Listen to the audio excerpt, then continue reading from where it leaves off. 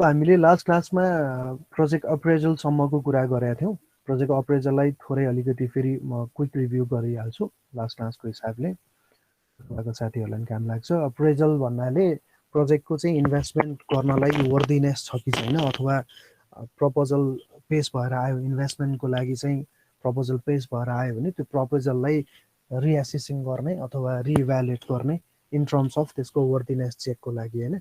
त्यसमा चाहिँ लगानी गर्न योग्य छ कि छैन, अथवा त्यो प्रोजेक्ट अगाडि बढ्न ठिक छ कि छैन भनेर फिजिबिलिटी स्टडीबाट आएको प्रोजेक्टलाई चाहिँ त्यो रिपोर्टलाई फेरि एकचोटि भेरिफाई गर्ने कामलाई हामीले अप्रेजल भनेर भन्छौँ भन्ने कुरा गरेका थियौँ होइन। प्रोजेक्टको भाइबिलिटीलाई चाहिँ रिइक्जामिन गर्ने कुरा। अब सर्टमा भन्नुपर्दाखेरि चाहिँ प्रोजेक्टको ओभरअल रेलेभेन्सी, फिजिबिलिटी र सस्टेनेबिलिटी तिनवटा कुरा आयो नि त।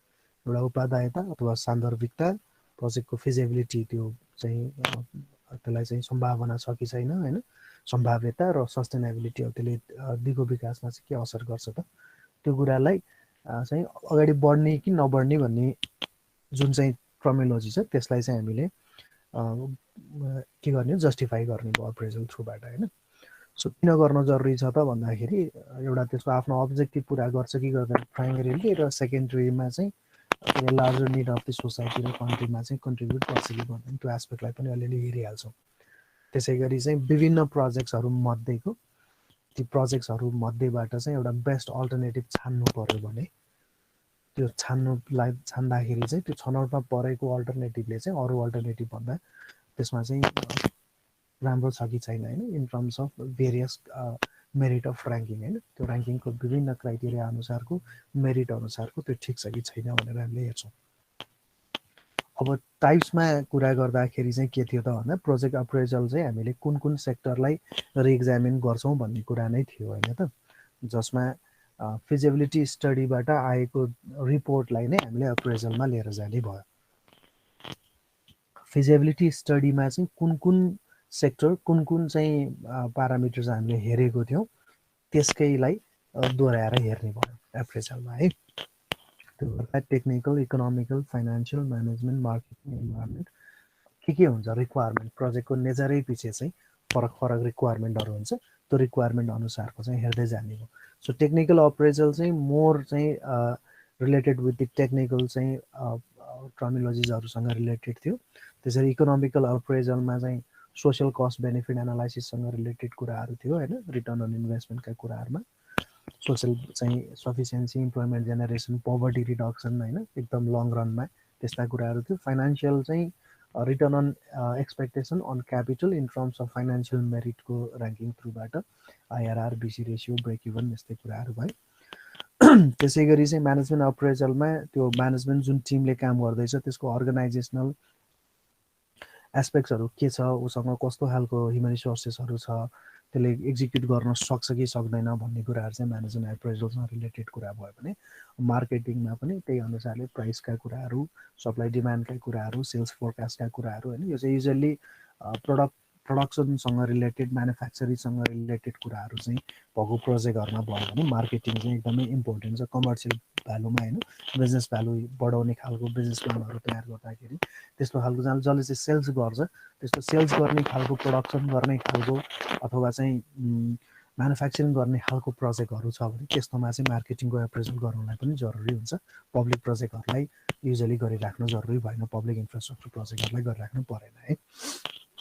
त्यसरी इन्भाइरोमेन्टल एप्रेजलमा इन्भाइरोमेन्टको चाहिँ जे जति चाहिँ कुराहरू छ त्यो सबैलाई चाहिँ एकचोटि एसेस गर्नुपर्छ भन्ने कुरा हो। प्रोजेक्टले चाहिँ के इम्प्याक्ट पार्न सक्छ इन्भाइरोमेन्टमा त्यो इस्युजलाई चाहिँ रिएक्जामिन गर्ने, त्यो स्टडी गरेको, इन्भाइरोमेन्टल इम्प्याक्ट एसेसमेन्ट गरेको अथवा इनिसियल इन्भाइरोमेन्ट एक्जामिनेसन गरेको चिजहरू ठिक छ कि छैन, प्यारामिटरहरू लिएको ठिक छ कि छैन होइन, यस्तै कुराहरू चाहिँ यसले हेर्छ इन्भाइरोमेन्टल अप्रेजलकोमा चाहिँ है।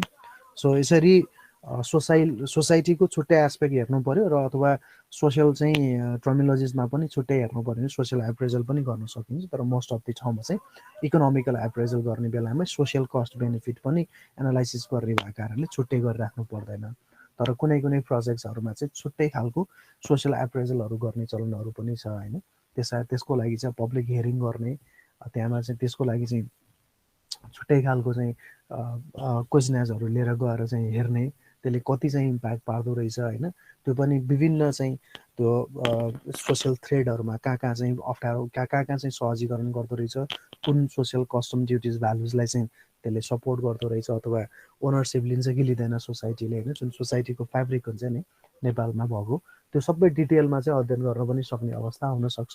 मेगा प्रोजेक्ट्सहरू, मल्टिपर्पज प्रोजेक्ट्सहरूले चाहिँ त्यो गर्नुपर्ने चिज हुनसक्छ लङ रनमा जाँदाखेरि, त्यसलाई छुट्टै पनि हेर्न सक्ने अवस्था चाहिँ हुन्छ। तर कतिपय केसेसहरूमा चाहिँ इकोनोमिकल एनालाइसिस गर्दा नै सोसाइटीको त्यो प्यारामिटर्सहरू पनि अध्ययन गर्ने चाहिँ चलनहरू छ। सो यसरी चाहिँ जतिवटा फ्याक्टर्सको स्टडी भएको छ नि, हामीले सम्झिनुपर्ने कुरा चाहिँ के हो साथी हो नि, फिजिबिलिटी स्टडी गर्दाखेरि जे चाहिँ एस्पेक्ट्सहरू हामीले अध्ययन गऱ्यौँ, त्यो एस्पेक्ट्समा त्यो अध्ययन गरेको त्यो एस्पेक्ट्सहरूलाई पुनरावलोकन गर्ने, रिएक्जामिन गर्ने होइन, चाहिँ रिभ्यू गर्ने भन्ने पार्ट नै चाहिँ अप्रेजल हो भन्ने कुरामा चाहिँ कन्फ्युजन हुनु भएन होइन। फिजिबिलिटी स्टडी गरिसकेका हुन्छ, त्यो फिजिबिलिटी स्टडीमा जुन जुन सेक्टरहरूको चाहिँ अध्ययन भएको छ, जुन जुन सेक्टरहरूको चाहिँ सम्भाव्यता अध्ययन भएको छ होइन, त्यो प्राविधिक सम्भाव्यता अध्ययन होला, आर्थिक होला, व्यापारिक होला, वित्तीय होला, त्यसै गरी चाहिँ बजारीकरणको कुरा होला, त्यसै गरी व्यवस्थापकीय होला होइन, अनि त्यसै गरी वातावरणीय होला, त्यसै गरी सामाजिक होला होइन, विभिन्न जे चाहिँ हामीले अध्ययन गरेका छौँ सम्भाव्यता अध्ययनमा, त्यो अध्ययन गरेको डकुमेन्टलाई रिएक्जामिन गर्नु भनेको अप्रेजल हो भन्ने कुरामा चाहिँ क्लियर हुनु पर्यो। त्यति मैले क्विक रिभ्यू गरिहालेँ, लास्ट टाइम छुटेको साथीहरूलाई पनि अलिकति सजिलो होस् भन्ने हिसाबले।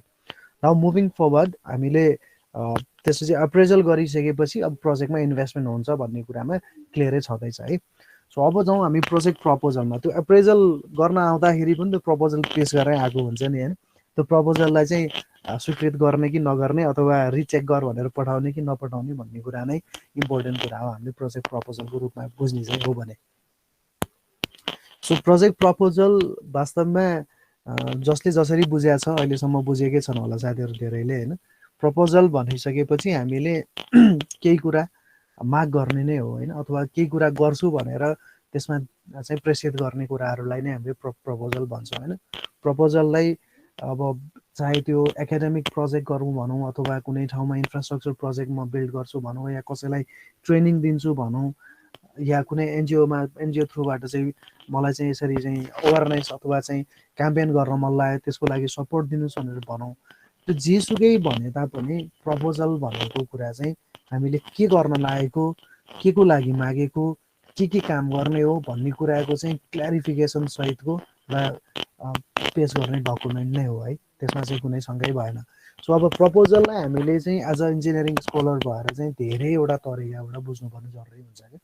अहिले फाइनल इयर प्रोजेक्ट तयार गर्दै गर्दाको एउटा प्रपोजल हुन्छ, भोलि काम गर्दै जाँदाखेरि चाहिँ कुनै इन्फ्रास्ट्रक्चर प्रोजेक्टमा बिड हाल्दाखेरि बिडिङको टेक्निकल र फाइनेन्सियल प्रपोजल त्यस्तै हुन्छ।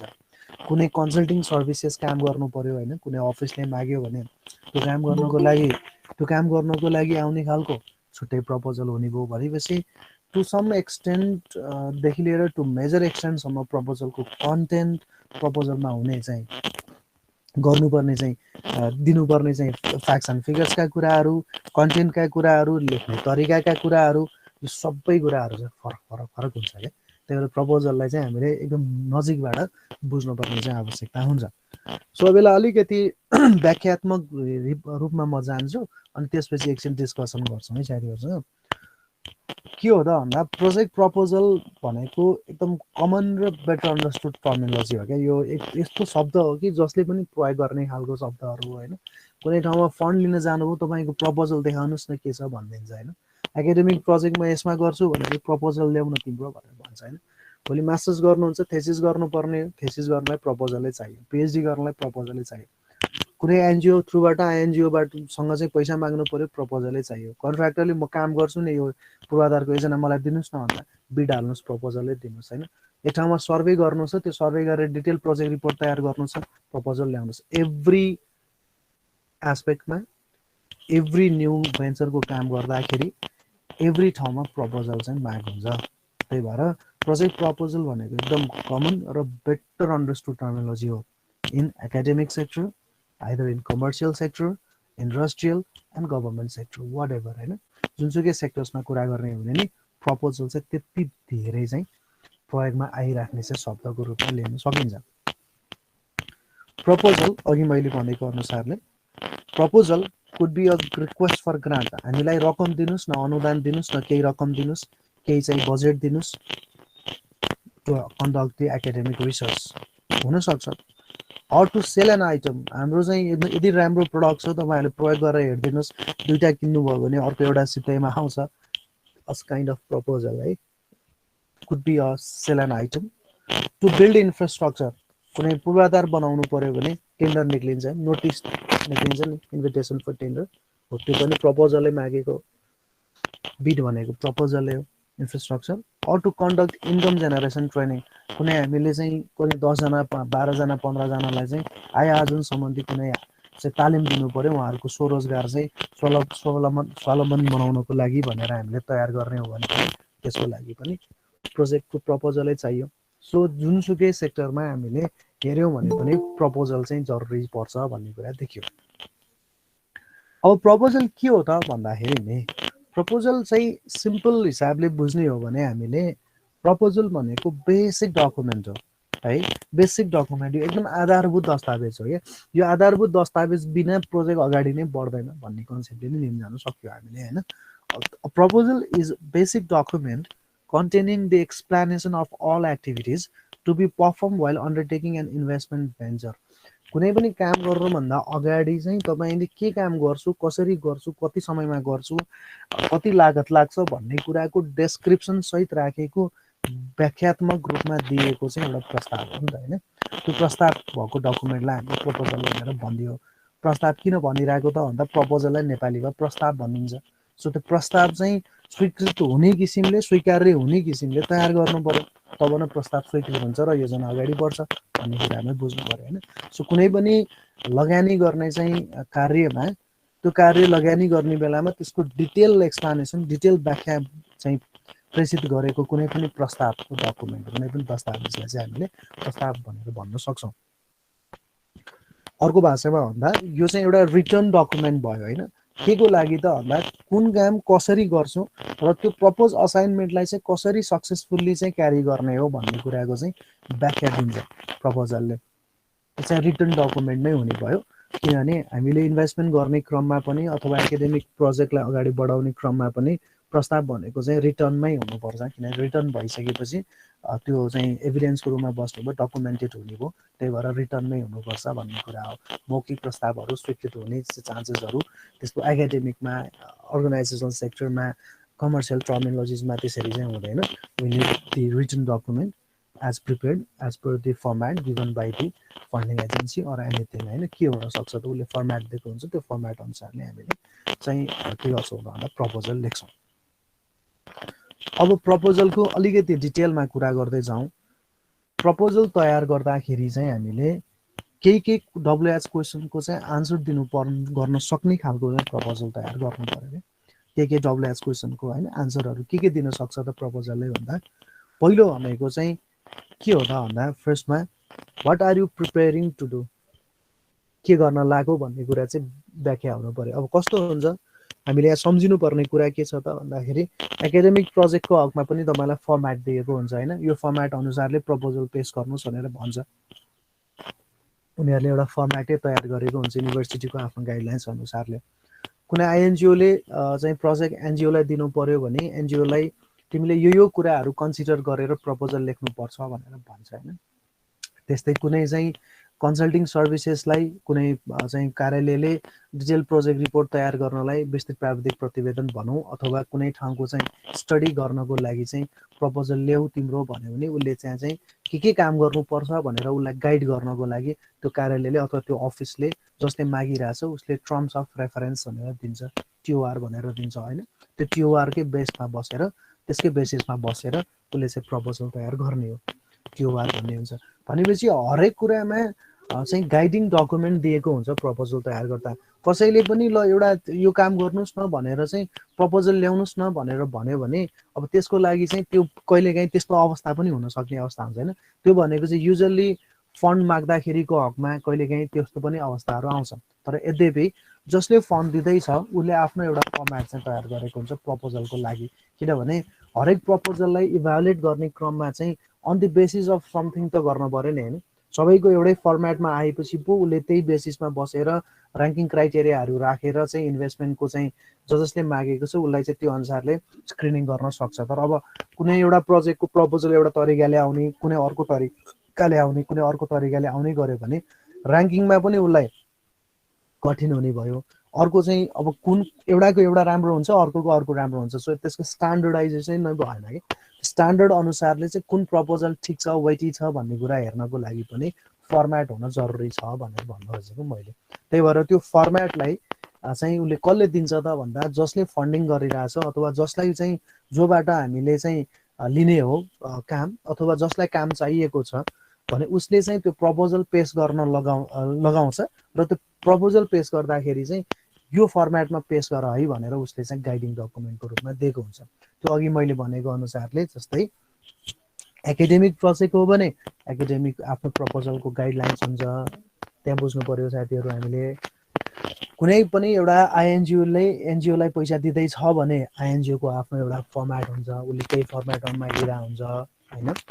कुनै एउटा गभर्मेन्ट अर्गनाइजेसनले अब इन्जिनियरिङ कन्सल्टेन्सिजहरूलाई कुनै चाहिँ डिजाइन एन्ड सुपरभिजनको कामको लागि हायर गर्दैछ भने उसलाई त्यो चाहिँ पेस गर्नको लागि एउटा टर्म्स अफ रेफरेन्स भन्ने डकुमेन्ट दिन्छ भने। त्यसै गरी चाहिँ मानौ इन्फ्रास्ट्रक्चरको प्रोजेक्टकै हकमा चाहिँ हामीले बिडिङ गराउँछौँ भने पनि त्यसको नि स्ट्यान्डर्ड बिडिङ डकुमेन्ट हुन्छ जहाँ कसरी टेक्निकल पेस गर्ने, कसरी फाइनेन्सियल पेस गर्ने भन्ने हुन्छ। भनेपछि हरेक कुराको गाइडिङ डकुमेन्ट चाहिँ हुन्छ। हो त्यो गाइडिङ डकुमेन्टलाई हेरेर what are you preparing to do भन्ने कुरालाई चाहिँ क्ल्यारिटीका साथ आउनुपर्छ प्रपोजल लेख्दाखेरि चाहिँ। दोस्रो, why are you proposing to do. कहिलेकाहीँ त्यस्तो ठाउँमा त्यहाँ तपाईँले अन्डरस्ट्यान्डिङ कस्तो त्यो तपाईँको ऱ्यासनली के हो तपाईँको होइन, किन यो गर्न खोजिराख्नु भएको छ भन्ने चाहिँ कुराहरू जस्तै वर्कको हकमा चाहिँ वर्क मेथड स्टडीका कुराहरू यस्ता कुराहरू पनि मागिरहेको हुन्छ। हो त्यस्ता कुराहरूलाई चाहिँ प्रपोजलमा समाहित गरेर किन गर्न खोजिरहेको भन्ने खालको क्वेसनको आन्सर पनि प्रपोजलले दिनु जरुरी रहन्छ। अर्को छ हामीले त्यो प्रपोजल गरिसकेपछि अथवा त्यो चाहिँ प्रपोजल लेख्नु पछाडिको कारण भनेको त सर्टेन कुनै एउटा आउटपुट निकाल्छु त्यो काम गरेर भन्ने नै हो नि त होइन। त्यही भएर त्यो काम गरिसकेपछि चाहिँ के चाहिँ आउटपुट अथवा के चाहिँ एन्ड रिजल्ट आउँछ भन्ने कुरा चाहिँ त्यहाँ क्लियरली लेखिदिनु पर्यो होइन। त्यो एन्ड रिजल्ट्स भनेको चाहिँ के हो त तपाईँको अब्जेक्टिभले चाहिँ गाइड गर्दै जाँदाखेरि चाहिँ हाम्रो चाहिँ आउटपुट के आउने हो त लास्टमा अथवा अन्तिम परिणाम चाहिँ के हुने हो त, त्यसको चाहिँ त्यो एक्सपेक्ट के गर्नु भएको छ भन्ने कुराको चाहिँ लेख्न जरुरी हुन्छ। त्यसै गरी त्यो काम गर्नको लागि हाम्रो प्रपोज तालिका कति त होइन, कति तालिका अर्थात् कति प्रोजेक्ट पिरियडभित्र हामीले चाहिँ त्यो सकाउने भन्नेको अर्थ प्रोजेक्टको ड्युरेसन भन्न खोजेको। त्यो कति समयावधिभित्र चाहिँ त्यसलाई कार्यक्रम त्यो त्यो त्यो जे दिन्छ, जे काम गर्न खोजिरहनु भएको छ हामीले होइन, जे गर्न खोजिरहेछौँ त्यसलाई चाहिँ कति समयभित्र हामीले सकाउँछौँ त त्यसको प्रपोज चाहिँ सेड्युलहरू दिन सक्छौँ, कति समयभित्र चाहिँ सकाउने हो प्रोजेक्टको ड्युरेसनको रूपमा। त्यसै गरी कति चाहिँ लागत लाग्छ, किन लागत इम्पोर्टेन्ट पार्ट भयो होइन, कस्ट बिना प्रोजेक्ट एक्जिक्युट हुँदैन। सो त्यो कस्ट कति लाग्छ त टोटल रिसोर्सेसको लागि चाहिँ। त्यसै गरी चाहिँ हाम्रो सिग्निफिकेन्ट र लिमिटेसन्स के हुन्छ, यो चाहिँ बेसिकल्ली डिजाइन गर्दाखेरि पनि सिग्निफिकेन्सका कुराहरू, लिमिटेसन्सका कुराहरू, प्यारामिटर्स के लिने नलिने भन्ने कुराहरू पनि आउँछन् भने अब अझ बेसिकली चाहिँ एकाडेमिक प्रोजेक्टहरूको हकमा हेर्ने हो भने चाहिँ काम तपाईँहरूले गर्दाखेरि कुन चाहिँ प्रोजेक्ट गर्दै हुनुहुन्छ त्यसको सिग्निफिकेन्स के छ र त्यसको लिमिटेसन्सहरू के छ भन्ने कुराहरू चाहिँ लेख्न जरुरी हुन्छ। त्यसै गरी आउटपुट चाहिँ कसरी मेजर गर्ने इन टर्म्स अफ वाट, त्यो कुराहरू पनि आउनु जरुरी हुन्छ। र यसरी हेर्दा जेनरली अब यही सबै नै क्वेसनको आन्सर आउनुपर्छ भन्ने होइन, योभन्दा बढी पनि क्वेसनका आन्सर्सहरू आउन सक्छ प्रपोजलले। तर डब्लुएच क्वेसन्सका चाहिँ आन्सर्सहरू चाहिँ उसले दिनु जरुरी चाहिँ रहन्छ। त्यही भएर प्रपोजल तयार गर्दाखेरि चाहिँ यस्ता कुराहरू चाहिँ हामीले एकदमै ध्यान दिएर चाहिँ हेर्नुपर्ने अवस्था हुन्छ। सो अब यसरी बुझ्नु पर्यो, हामीलाई प्रपोजलको कुनै फर्मेट छैन भने म एउटा फर्मेट सेयर गर्छु, त्यो सेयर गरेको फर्मेट अनुसारबाटै साथीहरूले तयार गर्नु सक्नुहुन्छ होइन। हामीले धेरै कुराहरू लेख्नु जरुरी चाहिँ छैन ब्याचलर लेभलको प्रोजेक्टको चाहिँ प्रपोजल लेख्ने क्रममा। एउटा फर्मेट दिन्छु मैले, त्यो फर्मेट अनुसारले के कुराहरू चाहिँ लेख्न जरुरी छ। किनभने हाम्रो ब्याचलरको प्रोजेक्टहरू युजली रिसर्च ओरिएन्टेड हुनलाई त्यति धेरै रुचाउँदैनन् क्या साथीहरू पनि। अब अलिकति आइरहेको ट्रेन्ड पनि त्यही अनुसारको छ होइन, त्यही ट्रेन्डलाई फलो गर्दै जाने क्रममा चाहिँ बिल्डिङ अब त्यसै गरी रोड लगायतका प्रोजेक्टहरूमा चाहिँ बेसिकली हाम्रो इन्क्लिनेसन बढी हुन्छ होइन। त्यसले गर्दाखेरि अब त्यसमा चाहिँ क्यालकुलेसन बढी जसो पार्टमा जाने भएको कारणले प्रपोजलको कन्टेन्टतिर भन्दा पनि काम सघाउनेतिर चाहिँ बढी लागे जस्तो देखिन्छ। तर यद्यपि एकाडेमिक प्रपोजलको हकमा कसरी प्रपोजल लेखिन्छ भन्ने कुराको चाहिँ गाइडलाइन्स हुन्छ। त्यो गाइडलाइन्स अनुसारले स्टुडेन्टले चाहिँ फलो गर्यो भने त्यसको फाइदा नै के हो भने पछि प्रोफेसनल फिल्डमा पनि प्रपोजलको बारेमा बुझ्ने एउटा चाहिँ चान्सेस हुने भयो। अर्को कुरा मास्टर्स गर्दा थेसिस गर्दाखेरि प्रपोजल आफैले लेख्नुपर्छ इन्डिभिजुअल्ली होइन, त्यो एक्सेप्ट नभइकन अगाडि बढ्न पाइँदैन, त्यस्ता कुराहरू पनि छन्। ब्याचलरमा चाहिँ त्यति धेरै स्ट्रिक्टली फलो गरेको देखिँदैन। यद्यपि एउटा दुइटा कलेजहरूमा चाहिँ प्रपोजल पनि डिफेन्ड गर्न लगाएर प्रपोजल पनि एक्सेप्ट गर्ने कि नगर्ने नबुझेसम्म विद्यार्थीहरूले चाहिँ के गर्न खोजेको भन्ने कुरा चाहिँ क्लियरली चाहिँ मेन्सन गर्न नसकेसम्म अथवा त्यसलाई इन्टरलाइजेसन गर्न नसकेसम्म चाहिँ नदिने खालको ट्रेन्डहरू पनि छन्। त्यस्तो चाहिँ त्यति धेरै एलएसीमा चाहिँ गरे जस्तो लाग्दैन मलाई। यद्यपि एकाडेमिक प्रपोजल पनि एउटा चाहिँ इम्पोर्टेन्ट पार्ट हो है साथीहरू। तपाईँहरूले बुझ्नुपर्ने कुरा चाहिँ एकाडेमिक प्रपोजल पनि फर्मेट अनुसारले नै हुनु जरुरी हुन्छ। म सबै साथीहरूलाई सेयर गरिदिन्छु, त्यही अनुसारले आफ्नो प्रोजेक्टमा मिल्दोजुल्दो हिसाबले चाहिँ त्यसलाई चाहिँ हामीले ढाल्न सक्नुहुन्छ। अब त्यसको लागि छुट्टै डिस्कसन पनि गर्नुपर्ने अवस्था हो। खासमा प्रोजेक्ट इन्जिनियरिङमा यो पढेर अनि प्रपोजल तयार गर्ने भन्ने चाहिँ तरिकाले सोचे अब अहिले यो सिलेबस बनाउँदाखेरि कहीँ पनि त्यसरी चाहिँ पुरा भएको चाहिँ देखिन्न। हामी एकचोटि कोसिस गरेर हेरौँला योपालि है। सो म प्रपोजलको फर्मेट पठाइदिन्छु, त्यही अनुसारले साथीहरूले तयार गर्नुहोस्। ग्रुप कतिजनाको ग्रुप छ अनि त्यो ग्रुपमा डिस्कसन गर्न नि सकिने अवस्था चाहिँ हुनसक्छ है। कन्टेन्ट छ कि क्लियर हुन सक्नु पऱ्यो क्या, चाहे त्यो 4 पानाको होस् 5 पानाको होस्, द्याट डजन्ट म्याटर है। तर एउटा फर्मेटमा आइदियो भने चाहिँ त्यसले एउटा बानी पार्छ क्या हामीलाई फर्मेटमा काम गर्ने, म्यानेज कसरी गर्ने भन्ने कुराहरू आउँछ। खैर अहिलेलाई यति नै डिस्कसन गरौँ। त्यसो भए अब बिल्डिङ हुने साथीहरूलाई, अब रोड हुने साथीहरूले पनि कसरी चाहिँ त्यो प्रपोजलहरू लेख्ने रहेछ भन्ने कुरामा म अहिले एउटा दुइटा चाहिँ स्याम्पल देखाउँछु। त्यो स्याम्पल अनुसारले साथीहरूले हेर्न सक्नुहुन्छ है। सो त्यसो भए अगाडि बढौँ अघिकै ठाउँबाट।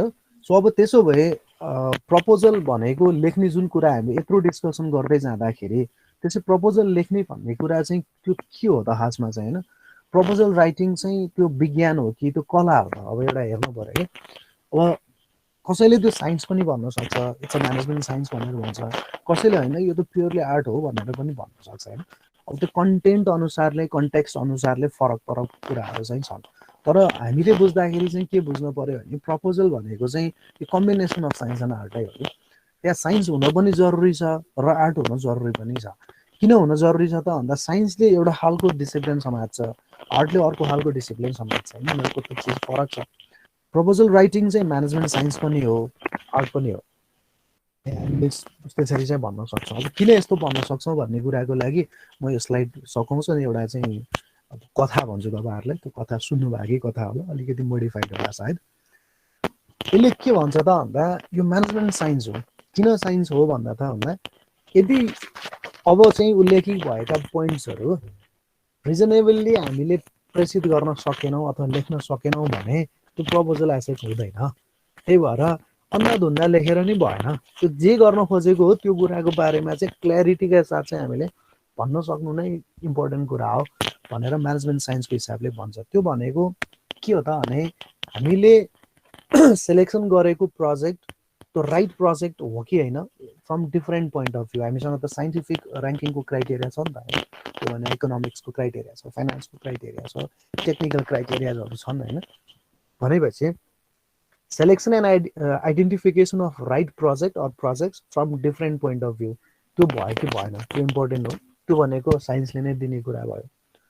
दोस्रो छ हामीले अब्जेक्टिभ जे सेट गर्छौँ त्यो साइन्टिफिक हुनु पऱ्यो नि त होइन।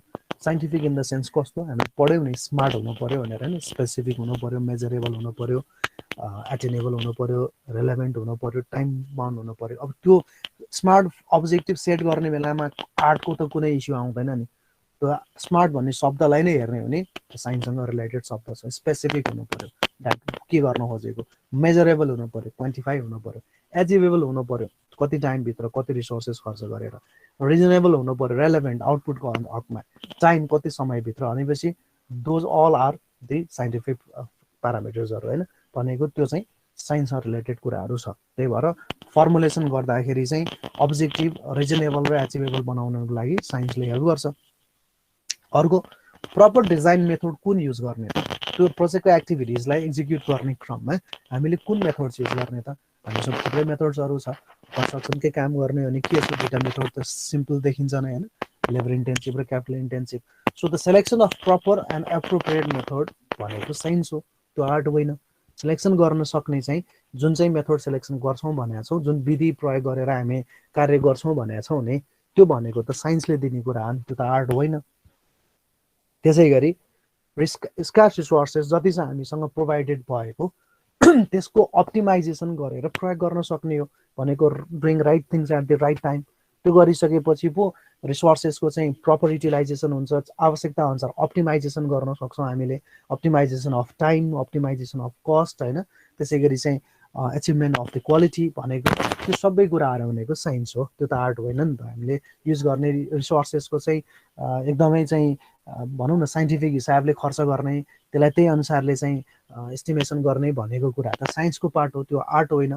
भनेपछि केही चाहिँ थरीको भनाइ के छ भने यो सबै कुराहरू नगरिकन प्रपोजल नलेख्ने भएको कारणले अथवा चाहिँ प्रपोजल लेख्न नसकिने भएको कारणले गर्दा यो कुरा त साइन्स हो नि भनेर चाहिँ भन्ने पनि चलन छ कसैको है। भनेपछि साइन्स किन छ त भन्दाखेरि साइन्ससँग रिलेटेड पार्ट कुराहरू सबै रहे भनेको selection of the right process, right प्रोजेक्टको कुरो, एचिभेबल अब्जेक्टिभ सेटअप गर्ने कुराहरू, सेलेक्सन अफ द एप्रोप्रिएट मेथडको कुराहरू, र त्यसै गरी use of the scarce resources, efficient र effective use of the scarce resources. भनेपछि यो सबैको हिसाबले हेर्दाखेरि त प्रपोजल राइटिङ भनेको त साइन्स हो नि भनेर पनि भन्ने चलन छ।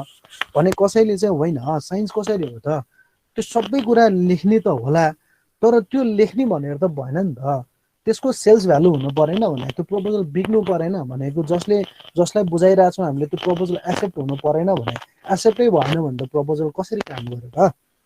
त्यही कारणले फ्याक्ट्स र फिगर्स त हुन जरुरी नै छ। फ्याक्ट्स एन्ड फिगर्स भनेको साइन्सले दिन्छ होइन, फ्याक्ट्स एन्ड फिगर्स हुन जरुरी छ, तर फ्याक्ट्स एन्ड फिगर्स मात्रै भएर हुँदैन। प्रपोजलमा चाहिँ सर्टेन चाहिँ सेल्स भ्यालु पनि बोक्नु पर्यो, त्यो बिक्नु पर्यो नि त। त्यही भएर त्यो बिक्राउनको लागि जे गरिन्छ त्यो भने आर्ट हो। सो त्यही भएर फ्याक्ट्स एन्ड फिगर त सबैमा हुन्छ, तर आर्ट भएन भने त प्रपोजल बिक्दैन नि अथवा प्रपोजल एक्सेप्ट हुँदैन नि भन्नु खोजेको है। हो त्यो हुनाले चाहिँ it should have a sales value, र त्यो सेल्स भ्यालु बनाउनको लागि चाहिँ हामीसँग के हुन्छ त भन्दा आर्टले दिन्छ भनेर भन्छ एका थरीको चाहिँ भनाइ चाहिँ। सो आर्टले किन हुन्छ त भन्ने कुरा हेर्दाखेरि चाहिँ त्यो सेल्स भ्यालु केमा डिपेन्ड गर्छ त भन्दा हामीले how convincing strength lies in our proposal, हामीले त्यो काम गर्नको लागि त्यसलाई चाहिँ राम्रो बनाउनको लागि कति चाहिँ कन्भिन्सिङ चाहिँ स्ट्रेन्थ पेस गरेका छौँ त्यसमा होइन, कति ट्याक्टफुल्ली त्यसलाई चाहिँ अर्गनाइज गरेको छौँ। त्यही भएर हामीले युज गर्ने सेन्टेन्स, हामीले युज गर्ने त्यसका शब्दहरू, त्यसमा अनि लजिक कसरी दिएको छ भन्ने कुराले पनि एकदमै सिग्निफिकेन्ट चाहिँ रोल प्ले गर्छ। त्यही भएर अब साइन्टिफिक राइटिङ्सहरूमा, टेक्निकल राइटिङ्सहरूमा फ्याक्ट्स एन्ड फिगर्सलाई चाहिँ उजागर गर्ने क्रममा अथवा त्यही फ्याक्ट्स एन्ड फिगरलाई चाहिँ डेफिनेसन दिने क्रममा, डिफाइन गर्ने क्रममा चाहिँ आर्ट्स घुसाउन सक्यो भने, कला घुसाउन सक्यो भने चाहिँ त्यो चाहिँ अझ बेटर हुन्छ भन्ने चाहिँ भनाइ छ। त्यही भएर आर्ट पनि हो, प्रपोजल राइटिङ भनेको साइन्स मात्रै होइन, यो आर्ट पनि हो। किनभने हामीले त्यो जे चाहिँ लेख्दैछौँ त्यसमा प्रयोग गरेका शब्दहरू, त्यसका चाहिँ सेन्टेन्सहरू, त्यसै गरी त्यसमा दिएको चाहिँ लजिक, त्यो प्रोजेक्ट प्रपोजलको चाहिँ सिग्निफिकेन्टली अप्रुभल हुने कि डिसअप्रुभल हुने भन्ने कुरामा चाहिँ बस्छ। त्यही भएर आर्ट पनि इम्पोर्टेन्ट कुरो हो भनेर चाहिँ प्रोजेक्ट प्रपोजललाई भन्ने चलन चाहिँ छ। अब हेरौँ है त, अब के लाग्छ त त्यसो भए यसमा अलिकति डिस्कसन गरौँ त। प्रोजेक्ट प्रपोजल मैले हिसाबले हेर्दा दुईवटा स्लाइडमा साइन्स पनि हो भने आर्ट पनि हो भने, अब यसलाई चाहिँ हामीले बुझ्ने क्रममा यसलाई कसरी बुझ्यौँ त भन्ने कुरा डिस्कसन गरौँ न त होइन। के लाग्छ त साथीहरू कसैलाई चाहिँ यो म्यानेजमेन्ट साइन्स नै हो कि अथवा आर्ट मात्रै हो कि या दुइटै हुनु जरुरी छ कि भन्ने कुरामा चाहिँ अलिकति डिस्कसन गरौँ त एकछिन। अनि म एउटा सानो कथा बताउँछु साथीहरूलाई, अकबर र बिरबलको, एकचोटि डिस्कसन गरौँ त। म्यानेजमेन्ट साइन्समै अब साइन्सकै टेक्निकल कुराहरू राखेर प्रपोजल राइट गऱ्यो भने त सेल्स भ्यालु त आफै आइहाल्छ नि। सेल्स भ्यालु आफै आउँछ, जस सेल्स भ्यालु कसरी आफै आउँछ? टेक्निकल कुराहरू जस भ्यालिड रिजन सहित दिएपछि त एक्सेप्ट हुने चान्सेस त धेरै हुने भन्ने। त्यस्तो चाहिँ अलिकति कुरा ठिकै हो होइन। त त्यसलाई चाहिँ कसरी हेर्नुपर्छ हामीले भने जस्तै त्यही कुरालाई मैले एउटा सानो चाहिँ उदाहरण दिएँ अनि त्यसपछि साथीसँग फेरि सोधेँ है त। जस्तै लेट अस सपोज कुनै एउटा चाहिँ डिटेल प्रोजेक्ट रिपोर्ट तयार गर्दैछ अरे होइन, सर्टेन चाहिँ बस्तीदेखि सर्टेन बस्ती जोड्ने चाहिँ बाटो चाहिँ बनाउनको लागि त्यो बाटोको चाहिँ डिटेल प्रोजेक्ट रिपोर्ट तयार गर्ने चाहिँ कामको लागि प्रपोजल आह्वान भयो अरे कुनै अफिसबाट भने अब त्यसमा चाहिँ व्याख्या गर्नु त साथी तपाईँको हिसाबले त्यो डिटेल प्रोजेक्ट रिपोर्ट तयार गर्नको लागि उसले चाहिँ दिने टेक्निकल प्यारामिटर्सले मात्रै उसको चाहिँ प्रपोजल एक्सेप्ट हुने सम्भावना हुन्छ कि त्यसमा आर्ट पनि चाहिन्छ अलिकति?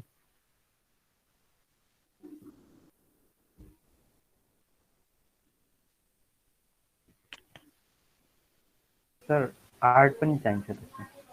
अघिको साथीले एकचोटि त्यसलाई क्ल्यारिफाई गर्नुहोस् त। जस्तै तपाईँले अघि टेक्निकल प्यारामिटर्सले पुग्छ भन्यो भने अब त्यो केसमा आर्ट चाहिन्छ कि चाहिँदैन होला भन्नुहोस् त। आर्ट त अब भयो तर त्यस्तो टेक्निकल कम्पेरिटिभली भन्दाखेरि अलिकति टेक्निकल धेरै हो कि जस्तो लाग्छ। होइन, यसलाई टेक्निकल भन्ने शब्दलाई अलिकति साथीले चाहिँ बुर्डनमा बुझ्नु पर्यो है। टेक्निकल राइटिङ भनेको अर्थ म्याथमेटिक्स लेख्ने भनेको होइन है। टेक्निकल राइटिङ भनेको टेक्निकल प्यारामिटर्सहरूलाई तपाईँले कसरी प्रस्तुत गर्न सक्ने चाहिँ त्यो राइटिङमा ल्याउनु जरुरी छ। त्यही भएर language is very much important. जसले ल्याङ्ग्वेज चाहिँदैन भन्छ इन्जिनियरिङमा त्यसले त्यो वानामा के कारणले भन्यो त्यो सधैँ भइरहेको स्थिति हो है। यसमा सिम्पल कुरा म के बताइदिन्छु भने युजल्ली सर्वे डिजाइन गर्ने, कन्सल्टिङ काम गर्ने, जे जति कामहरू गर्ने छ त्यो काम गर्नको लागि चाहिँ जुन चाहिँ अर्गनाइजेसनले प्रपोजल मागेको छ त्यो अर्गनाइजेसनले प्रपोजल माग्ने क्रममा एउटा गाइडलाइन दिन्छ प्रपोजल लेख्नको लागि है। साथीले सम्झिनुपर्ने यहाँ छ है। त्यो गाइडलाइन्समा के हुन्छ त भन्दा त्यो तिमीले त्यो प्रपोजल लेख्नको लागि कसरी यो मैले मागेको कुरा बुझ्यौ कि बुझेनौ, तिम्रो यो अन्डरस्ट्यान्डिङ दि टिओआर छ कि छैन, मैले दिएको टर्म्स अफ रेफरेन्समा तिम्रो चाहिँ अन्डरस्ट्यान्डिङ छ कि छैन, एक। दोस्रो, तिमीले त्यो काम गर्दाखेरि चाहिँ के मेथोडोलोजी प्रयोग गर्छौ त्यो मेथोडोलोजीको चाहिँ डिटेलमा लेख्ने, दुई। तिमीले चाहिँ क्यापासिटी कुन कुन क्यापाबिलिटी भएका चाहिँ ह्युमन रिसोर्सेस तिमीसँग छ, तिमीसँग चाहिँ को मान्छे हुनुपर्ने हो त्यो मान्छे छ कि छैन, त्यो तीन। तिमीले यस्तो काम गर्ने चाहिँ एक्सपिरियन्स पहिला छ कि छैन, त्यो चार। र तिमीले चाहिँ यो टेक्नोलोजी ट्रान्सफर कसरी गर्छौ, पाँच। भनेर यसरी पाँचवटा क्याटेगोरीमा चाहिँ उसको प्रपोजललाई चाहिँ ऱ्याङ्किङ गर्ने चलन छ। अब यसमा सिम्पल कुरा हेरौँ है त। अन्डरस्ट्यान्डिङ दि टिओआर भनेको it's art.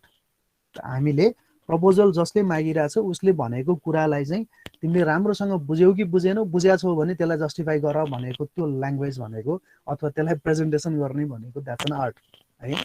Methodology it's a combination of science and art. त्यसै गरी आएर हामीसँग भएको ह्युमन रिसोर्सेस कसरी काम गर्छौँ भन्ने कुरा त्यो इट्स चाहिँ साइन्स, सिम्पल कुरा होइन। त्यसै गरी आएर चाहिँ टेक्नोलोजी ट्रान्सफर कसरी गर्छौँ that's a science, but that could be written as an science and art होइन। सो यसरी हेर्दाखेरि त्यो हाम्रो स्ट्यान्डर्ड फर्मेट है। अहिले मैले भर्खर भनेको जुन कुरा छ नि, हामीले कुनै पनि प्रपोजल चाहिँ एसेस गर्दाखेरि चाहिँ के कुरामा चाहिँ एसेसमेन्ट गर्छौँ भनेर हेर्दाखेरि त्यो सबै कुराहरू हेर्छौँ। अन्डरस्ट्यान्डिङ दि टिओआर भनेको क्लाइन्टले जे खोजेको छ अथवा जो चाहिँ अर्गनाइजेसनले प्रपोजल आह्वान गरेको छ त्यो अर्गनाइजेसनको लेखेको चाहिँ टर्म्स अफ रेफरेन्स हुन्छ, त्यसकै बेसिसमा बसेर प्रपोजल लेख्ने भनेर मैले अघि भनेको थिएँ। हो त्यो टिओआरमा लेखेका कुराहरूलाई चाहिँ उसले बुझ्यो कि बुझेन भनेर प्रेजेन्ट गर्ने भन्ने ठाउँ हुन्छ क्या। त्यसलाई चाहिँ एकदम ठुलै अङ्क दिएको पनि हुन्छ, डिपिआरहरूको हकमा पनि त्यस्तो हुन्छ। त्यही भएर टेक्निकल इन द सेन्स चाहिँ सबै टेक्निकल चाहिँ हुँदैमा प्रपोजल चाहिँ एक्सेप्ट हुन्छ भन्ने कुरा जरुरी चाहिँ हुँदैन। त्यही भएर आर्ट पनि रहन्छ भन्ने कुरामा चाहिँ अलिकति जानु पर्ला भन्ने कुरा मात्रै हो। ठिक छ। यसमा अघिको साथी कन्भिन्स हुनुभयो कि अझ अलिकति एउटा दुईटा कुरा बोलौँ? भन न सर एउटा। अब अझै क्ल्यारिफिकेसन केमा गरौँ त तपाईँलाई भन्नुहोस् त। त्यति मैले भने अहिलेसम्मलाई होइन, आर्ट पनि हुन जरुरी छ भनेर। जस्तो राइटिङ गर्दाखेरि उसले सजिलै कन्भिन्स हुने टाइपको, बुझ्ने टाइपको हुनु पर्यो ल्याङ्ग्वेजहरू। एक्ज्याक्टली, मेरो भनाइ नै त्यही पनि हो। सिम्पल कुरामा हेर्दाखेरि सबै टेक्निकल प्यारामिटर्सले गाइडेन्स गरेर जान सक्ने अवस्था हुँदैन होइन। यदि सबै टेक्निकल प्यारामिटर्सले गाइडिङ गरेर जान सक्ने अवस्था भइदिएको भए टेक्निकल फिजिबिलिटी मात्रै गरे पुग्थ्यो होला नि त। हामीले अन्य चाहिँ सेक्टर्सका चाहिँ फिजिबिलिटीको स्टडीहरू गरिराख्न जरुरी पर्दैन थियो होला होइन। टेक्निकल मात्रै चाहिँ फिजिबल भयो भने हुन्छ नि त, भने ल ठिक छ अब सस्तोमा यो काम गरिहाल्छ भनेर छोडिदिए हुन्थ्यो। तर त्यसले चाहिँ ओभरअल इम्प्याक्ट पार्ने चाहिँ अन्य सेक्टर्सहरूको चाहिँ स्टडी गर्न जरुरी पर्दैन थियो होला। त्यही भएर त्यो सबै सेक्टर्सहरू को पनि स्टडी गर्न पनि जरुरी भएको कारणले प्रपोजल राइटिङलाई चाहिँ हामीले प्योरली साइन्स भनेर छोड्न सक्दैनौँ भन्ने कुराको इक्जाम्पल हो। त्यही भएर हामीले चाहिँ कसरी बुझ्न जरुरी छ भने यो साइन्सै हो भनेर चाहिँ डिबेट गरेर राख्नु पनि जरुरी भएन, अरूले आर्टै हो भनेर भन्न नि भएन, किनभने आर्ट्स मात्रै भएर नि भएन, फ्याक्ट्स एन्ड फिगर्स भएन भने कामै भएन फेरि होइन। फ्याक्ट्स एन्ड फिगर्सलाई कसरी प्रेजेन्ट गर्छौँ भन्ने कुरा चाहिँ इम्पोर्टेन्ट हो। त्यही भएर दुइटै हुनु जरुरी छ भन्ने नि हो इन्जिनियरिङ स्कलरले चाहिँ। अब कन्भिन्स हुन्छ सर, ठिक छ। होइन अझै लागेको छ भने भन्नुहोस् है, अझै क्लियरिफाई गरौँ। फेरि कहाँ यो साइन्सको कुरा गरेर आयो भने आर्टको कुरा ल्याएर जोड्यो सरले भन्नु होला फेरि। बुझ्यो सर, बुझ्यो। बुझ्यो ल। ओके, सो त्यसो भए अब के गरौँ भने एउटा सानो म कथा बताउँछु है। कथा चाहिँ अकबर र बिरबलको कहानी। अब यो फिजिकली पढाउन चाहेको बेला रमाइलो हुन्थ्यो होइन, अहिले अनलाइनमा पनि त्यति धेरै इन्ट्रेस्ट त नहोला, तै पनि म इन्ट्रेस्टिङ नहोला भन्न खोजेको, तै पनि म सेयर गर्छु है त। अकबर र बिरबलको कहानी कतिजनाले सुन्नुभएको छ? धेरै सुन्नुभयो होला नि है, सुन्नुभएको छ है?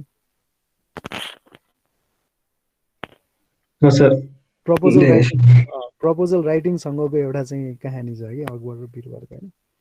अब यो अकबरलाई त धेरै क्वेरिजहरू धेरै हुन्छ नि, बिरबलले एकदमै धेरै कुराहरूमा चाहिँ यसलाई जस्टिफाई गरिराख्नु पर्ने, लजिक दिइराख्नु पर्ने, त्यो खालको चाहिँ के अरे बिरबलको चाहिँ त्यो खालको काम भयो भने अकबरको चाहिँ त्यो खालको चाहिँ के भन्छ बिहेभियर हो नि त होइन।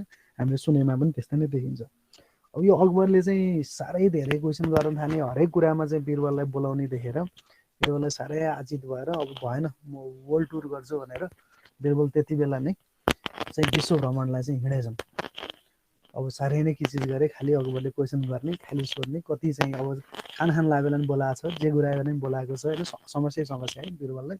सो अकबरले यो धेरै नै गर्न थाल्यो, अब म चाहिँ केही समय विश्व भ्रमण गर्छु भनेर उनी चाहिँ विश्व भ्रमणलाई निस्के। विश्व भ्रमणमा निस्केको 2-4 दिनपछि अकबरले राति सपनामा एउटा चाहिँ राति चाहिँ निदाएको बेला एउटा सपना देखेछन् नि। त्यो सपनामा चाहिँ उनले के देखेछन् त भने उनले चाहिँ आफ्ना सबै माथिपट्टिका दाँतहरू चाहिँ सबै एक एक गर्दै चाहिँ झरेको देखेछन् अकबरले है। अकबरले आफ्नो ड्रिम चाहिँ त्यस्तो देखे, माथिपट्टिका सबै दाँतहरू चाहिँ 1, 2, 3 गर्दै सबै दाँतहरू झरेको देखे। अकबर त त्यसै त अन्य कुरामा त त्यतिका धेरै चाहिँ क्वेरी गर्ने, त्यतिका धेरै चाहिँ प्रश्न सोध्ने मान्छे, अब आफैले सपनामा त्यस्तो देखिरहेको त्यसको सिग्निफिकेन्ट के होला, त्यसले चाहिँ के भन्न खोजेको होला भन्ने कुरामा त उसलाई चाहिँ के अरे चाहिँ कन्सेप्ट के भन्छ क्युरियस हुने त हुने भइ नै हाल्यो होइन। अब बिरबल पनि छैन, सब अकबरलाई चाहिँ त्यहाँ आफूले सताइरहेछ त्यो सपनाले होइन। सो उसले चाहिँ अब नजिकको प्रिस्टलाई बोलायो, त्यहाँ हुन्छ नि प्रिस्टहरू होइन दरबारमा, प्रिस्टलाई बोलाएर सोध्यो, प्रिस्ट मैले यस्तो यस्तो कुराहरू देखेँ सपनामा, मेरो माथिपट्टिका सबै दाँतहरू झरेको देखेँ, यसको सिग्निफिकेन्ट के होला भन्दाखेरि त्यो प्रिस्टले चाहिँ ल महाराज यो त साह्रै नराम्रो सपना देख्नु भएछ, तपाईँले साह्रै नराम्रो सपना देख्नु भएछ। तपाईँको आँखै अगाडि तपाईँका सबै परिवारहरू अब 1, 2, 3 गर्दै सबै चाहिँ परिवारहरू बित्दै जान्छन् भनेर उसले चाहिँ त्यो खालको चाहिँ त्यसको कन्सिक्वेन्सेस के हुन्छ भनेर भन्दैछ। अब अकबरलाई आफ्ना परिवारहरू आफ्ना आँखा अगाडि सबै बित्दै जान्छन् भन्यो भने अब त्यो पनि राजालाई त्यस्तो त उसले सुन्न चाहेन होइन।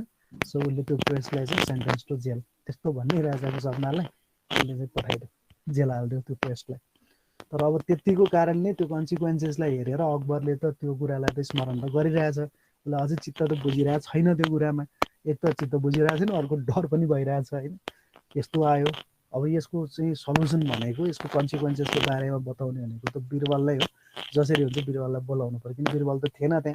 त्यही भएर उसले नजिकैको प्रिस्टलाई बोलायो, त्यो प्रिस्ट पनि बिरबल नभए बेलामा यही बेला हो राजाको नजिक हुने भनेर चाहिँ गएर आन्सर दिएको, चित्त बुझेन राजालाई, सेन्टेन्स टु जेल। बिरबललाई अब चाहिँ विश्व भ्रमणलाई छुट्याएर छिटै चाहिँ फर्किने निमन्त्रणा पठाइयो होइन। बिरबल फर्केर आयो, बिरबललाई त्यसै सोध्यो अकबरले, बिरबल यसरी चाहिँ मैले सपना देखेँ राति र यो चाहिँ मेरा माथिपट्टिका सबै दाँतहरू चाहिँ एकपछि अर्को चाहिँ झरेको देखेँ, यसको अब चाहिँ कन्सिक्वेन्सेस के होला बताइदेऊ, मलाई त साह्रै चिन्तितमा छु म भनेर अकबरले राखेको कुरा। बिरबलले एकछिन मनन गरे, मुसुक्क हाँसेर भने, महाराज केही भएकै छैन, कस्तो राम्रो सपना, महाराजको आयु त एकदमै लामो रहेछ।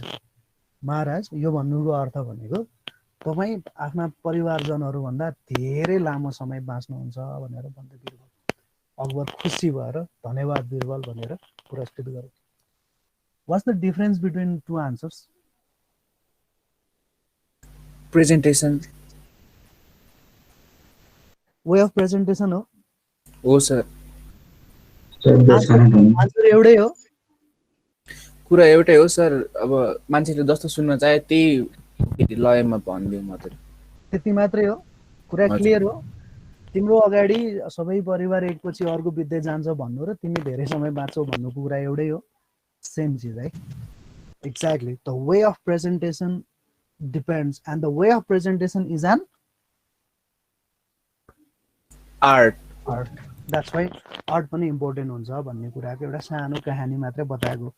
रमाइलो थियो होला है, फिजिकल्ली भन्न पाए रमाइलो हुन्थ्यो होला अझ बढी नै, अनलाइन खल्लो नै भयो होला। त्यही पनि कुरा त क्लियरली बुझ्यो नि होइन हामीले। So presentation is very much important. उसले के खोजिरहेछ त्यो कुरा दिनको लागि तपाईँले कसरी दिइराख्नु भएको छ त्यो कुरामा चाहिँ इम्पोर्टेन्ट हो भन्ने कुरामा गयो। Okay, so after hearing that content of प्रपोजलमा जाउँ। अब हामी कन्टेन्ट्स अफ प्रपोजलमा हामीले हेर्ने हो भने हरेक प्रोजेक्टको आफ्नै युनिक कन्टेन्टहरू हुन्छ है। एकाडेमिक प्रोजेक्टमा लेखेको प्रपोजललाई लिएर गएर भोलि चाहिँ कन्सल्टिङ काम गर्नलाई बुझाउँछु भन्न मिल्दैन। आफ्नो फर्मेट हुन्छ, आफ्नो कन्टेन्ट हुन्छ भनेर मैले भनिहालेँ है। जस्तै फर इन्स्टान्स हामीले हेर्ने हो भने कुनै ठाउँमा ड्रिङ्किङ वाटर सप्लाई इस्टाब्लिस गर्छु, त्यसको लागि फन्ड माग्छु म भन्यो भने त्यसको आफ्नो खालको प्रपोजल हुन्छ। कुनै ठाउँमा स्कुल भवन बनाउँछु म, कुनै दात्री निकायसँग पैसा माग्छु भन्यो भने त्यसको आफ्नो प्रपोजल हुन्छ। म कुनै चाहिँ हाइड्रो पावर प्रोजेक्टको अथवा कुनै इन्फ्रास्ट्रक्चर प्रोजेक्टको चाहिँ डिटेल प्रोजेक्ट रिपोर्ट तयार गर्नको लागि, त्यसको फिजिबिलिटी स्टडी गर्नको लागि चाहिँ प्रपोजल लेख्छु भन्यो भने त्यसको छुट्टै हुन्छ। म कुनै ठाउँमा गएर चाहिँ स्वास्थ्य सेवा चाहिँ प्रदान गर्छु, एउटा क्याम्पिङ गरेर त्यहाँ चाहिँ स्वास्थ्य सेवाहरू चाहिँ वितरण गर्छु, त्यहाँबाट चाहिँ म औषधिहरू बाँड्छु अथवा त्यहाँ चाहिँ म कुनै स्वास्थ्य शिविरहरू चलाउँछु भन्यो भने त्यसको आफ्नो खालको प्रपोजल हुने भयो। होइन म अब यहाँ चाहिँ सामाजिक र आर्थिक सँग रिलेटेड खालको चाहिँ सर्वेहरू गर्छु भन्यो भने त्यो सर्वेको लागि छुट्टै खालको प्रपोजल हुन्छ। त्यस्तै गरेर म 15 जना चाहिँ सहकर्मीहरूलाई म भूकम्प प्रतिरोधात्मक भवन निर्माणको तालिम दिन्छु भन्यो भने त्यसको आफ्नो चाहिँ प्रपोजलको फर्मेट हुन्छ। सो भनेको अर्थ के भने हरेक प्रोजेक्टको चाहिँ प्रपोजल्सहरू लेख्दाखेरि चाहे एकाडेमिकमा होस्, चाहे कमर्सियल टर्ममा होस्, चाहे तपाईँले चाहिँ लोन एक्सेप्ट गर्ने बेलामा होस्, चाहे त्यो इन्कम जेनेरेसनकोमा होस्, हरेक प्रोजेक्टको नेचरै पछि प्रपोजलको लेख्ने कुराहरू पनि फरक हुन्छ।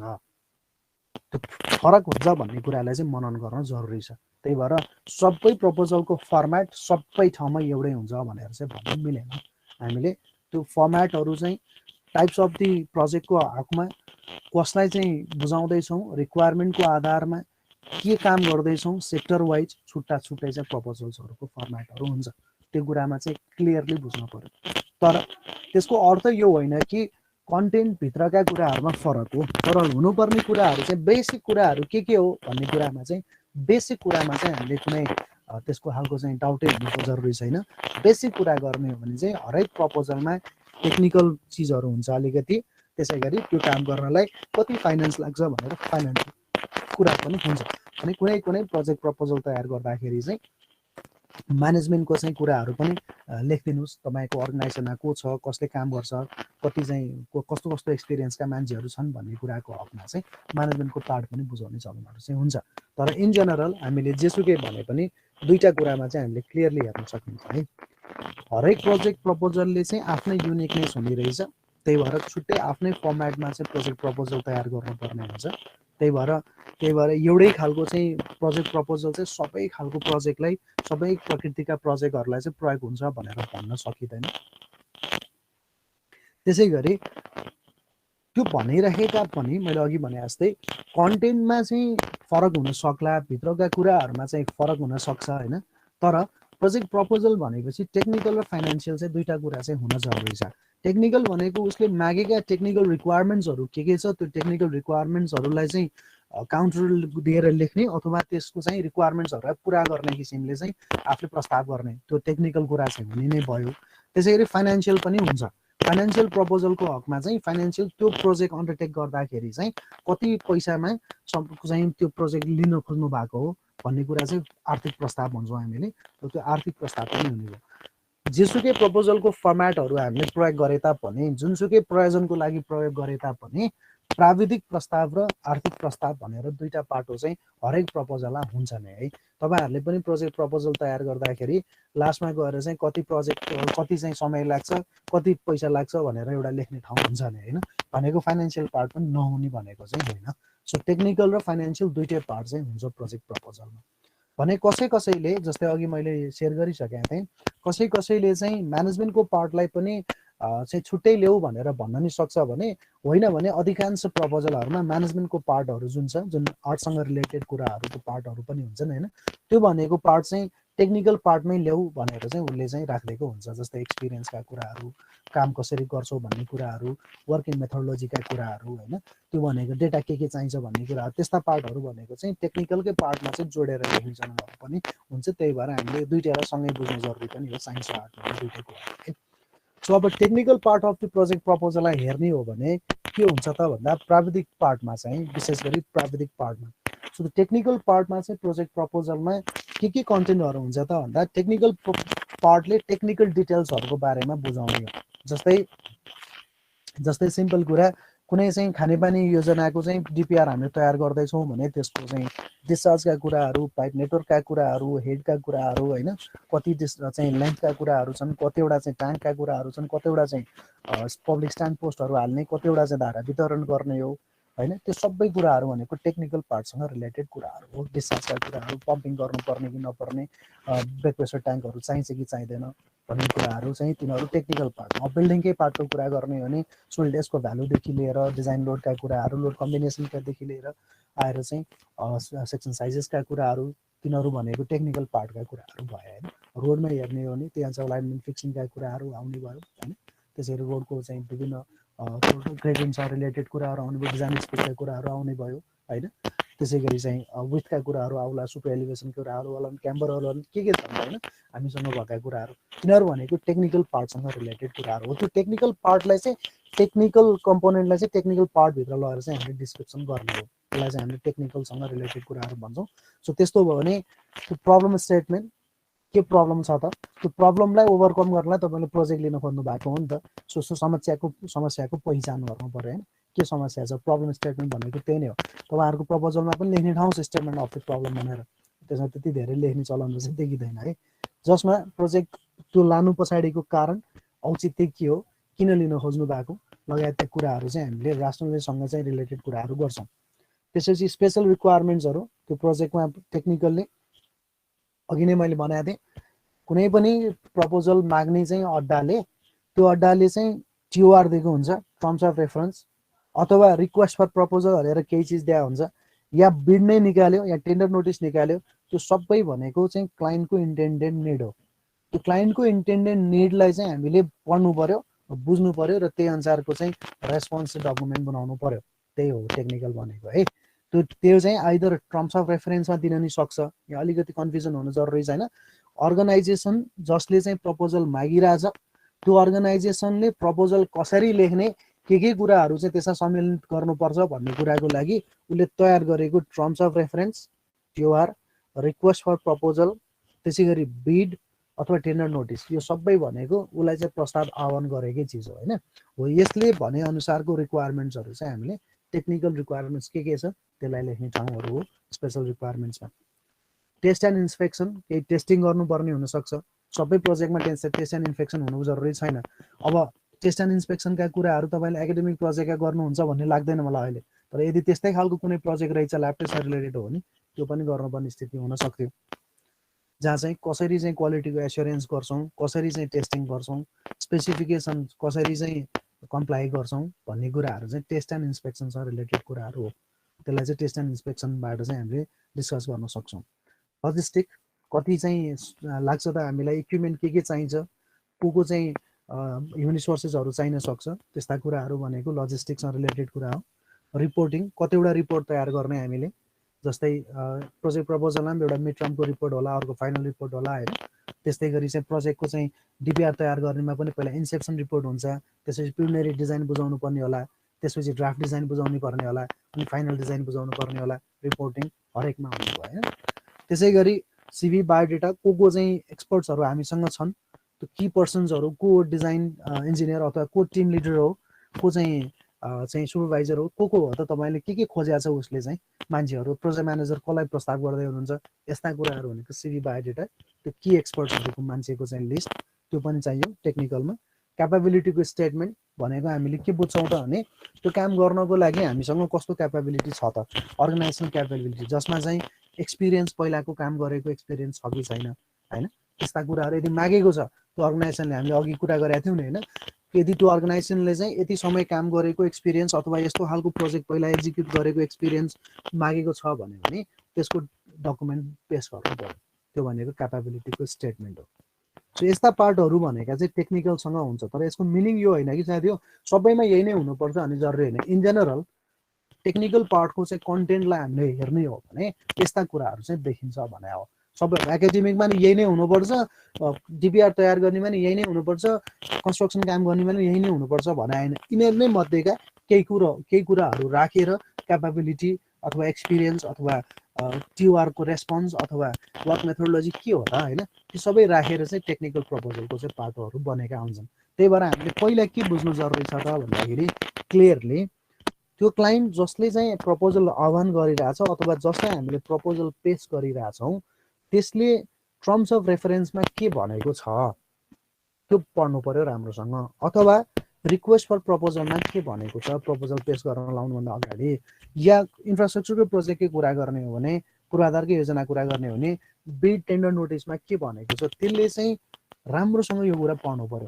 त्यसमा भएका कुराहरूलाई हेरेर अनि बल्ल हामीले रेस्पोन्स तयार गर्ने हो नि त होइन। त्यही भएर टेक्निकल प्रपोजलमा चाहिँ यही नै हुन्छ फर्मेट भनेर चाहिँ हामीले प्रोजेक्टकै पछि फरक भएको कारणले गर्दा सबैको भनेनौँ यहाँ। तर के कन्टेन्ट हुन जरुरी छ त भन्दाखेरि प्रब्लम स्टेटमेन्ट भयो, स्पेसल रिक्वायरमेन्ट्सहरू भयो, टेस्ट एन्ड इन्सपेक्सनका कुराहरू, लजिस्टिक के कति चाहिन्छ, रिपोर्टिङ कसरी गर्ने रहेछ, बायोडेटा सिभी कस्तो कस्तो चाहिने मान्छे रहेछ र क्यापेबिलिटीको स्टेटमेन्ट कस्तो कस्तो चाहिँ एक्सपिरियन्स भएको चिज चाहिने रहेछ भन्ने कुरा चाहिँ टेक्निकल प्रपोजलले गाइडिङ गर्ने कुरा भयो। सो टेक्निकल प्रपोजल अर्थात् प्राविधिक प्रस्ताव तयार गर्दाखेरि चाहिँ यो चाहिने हो।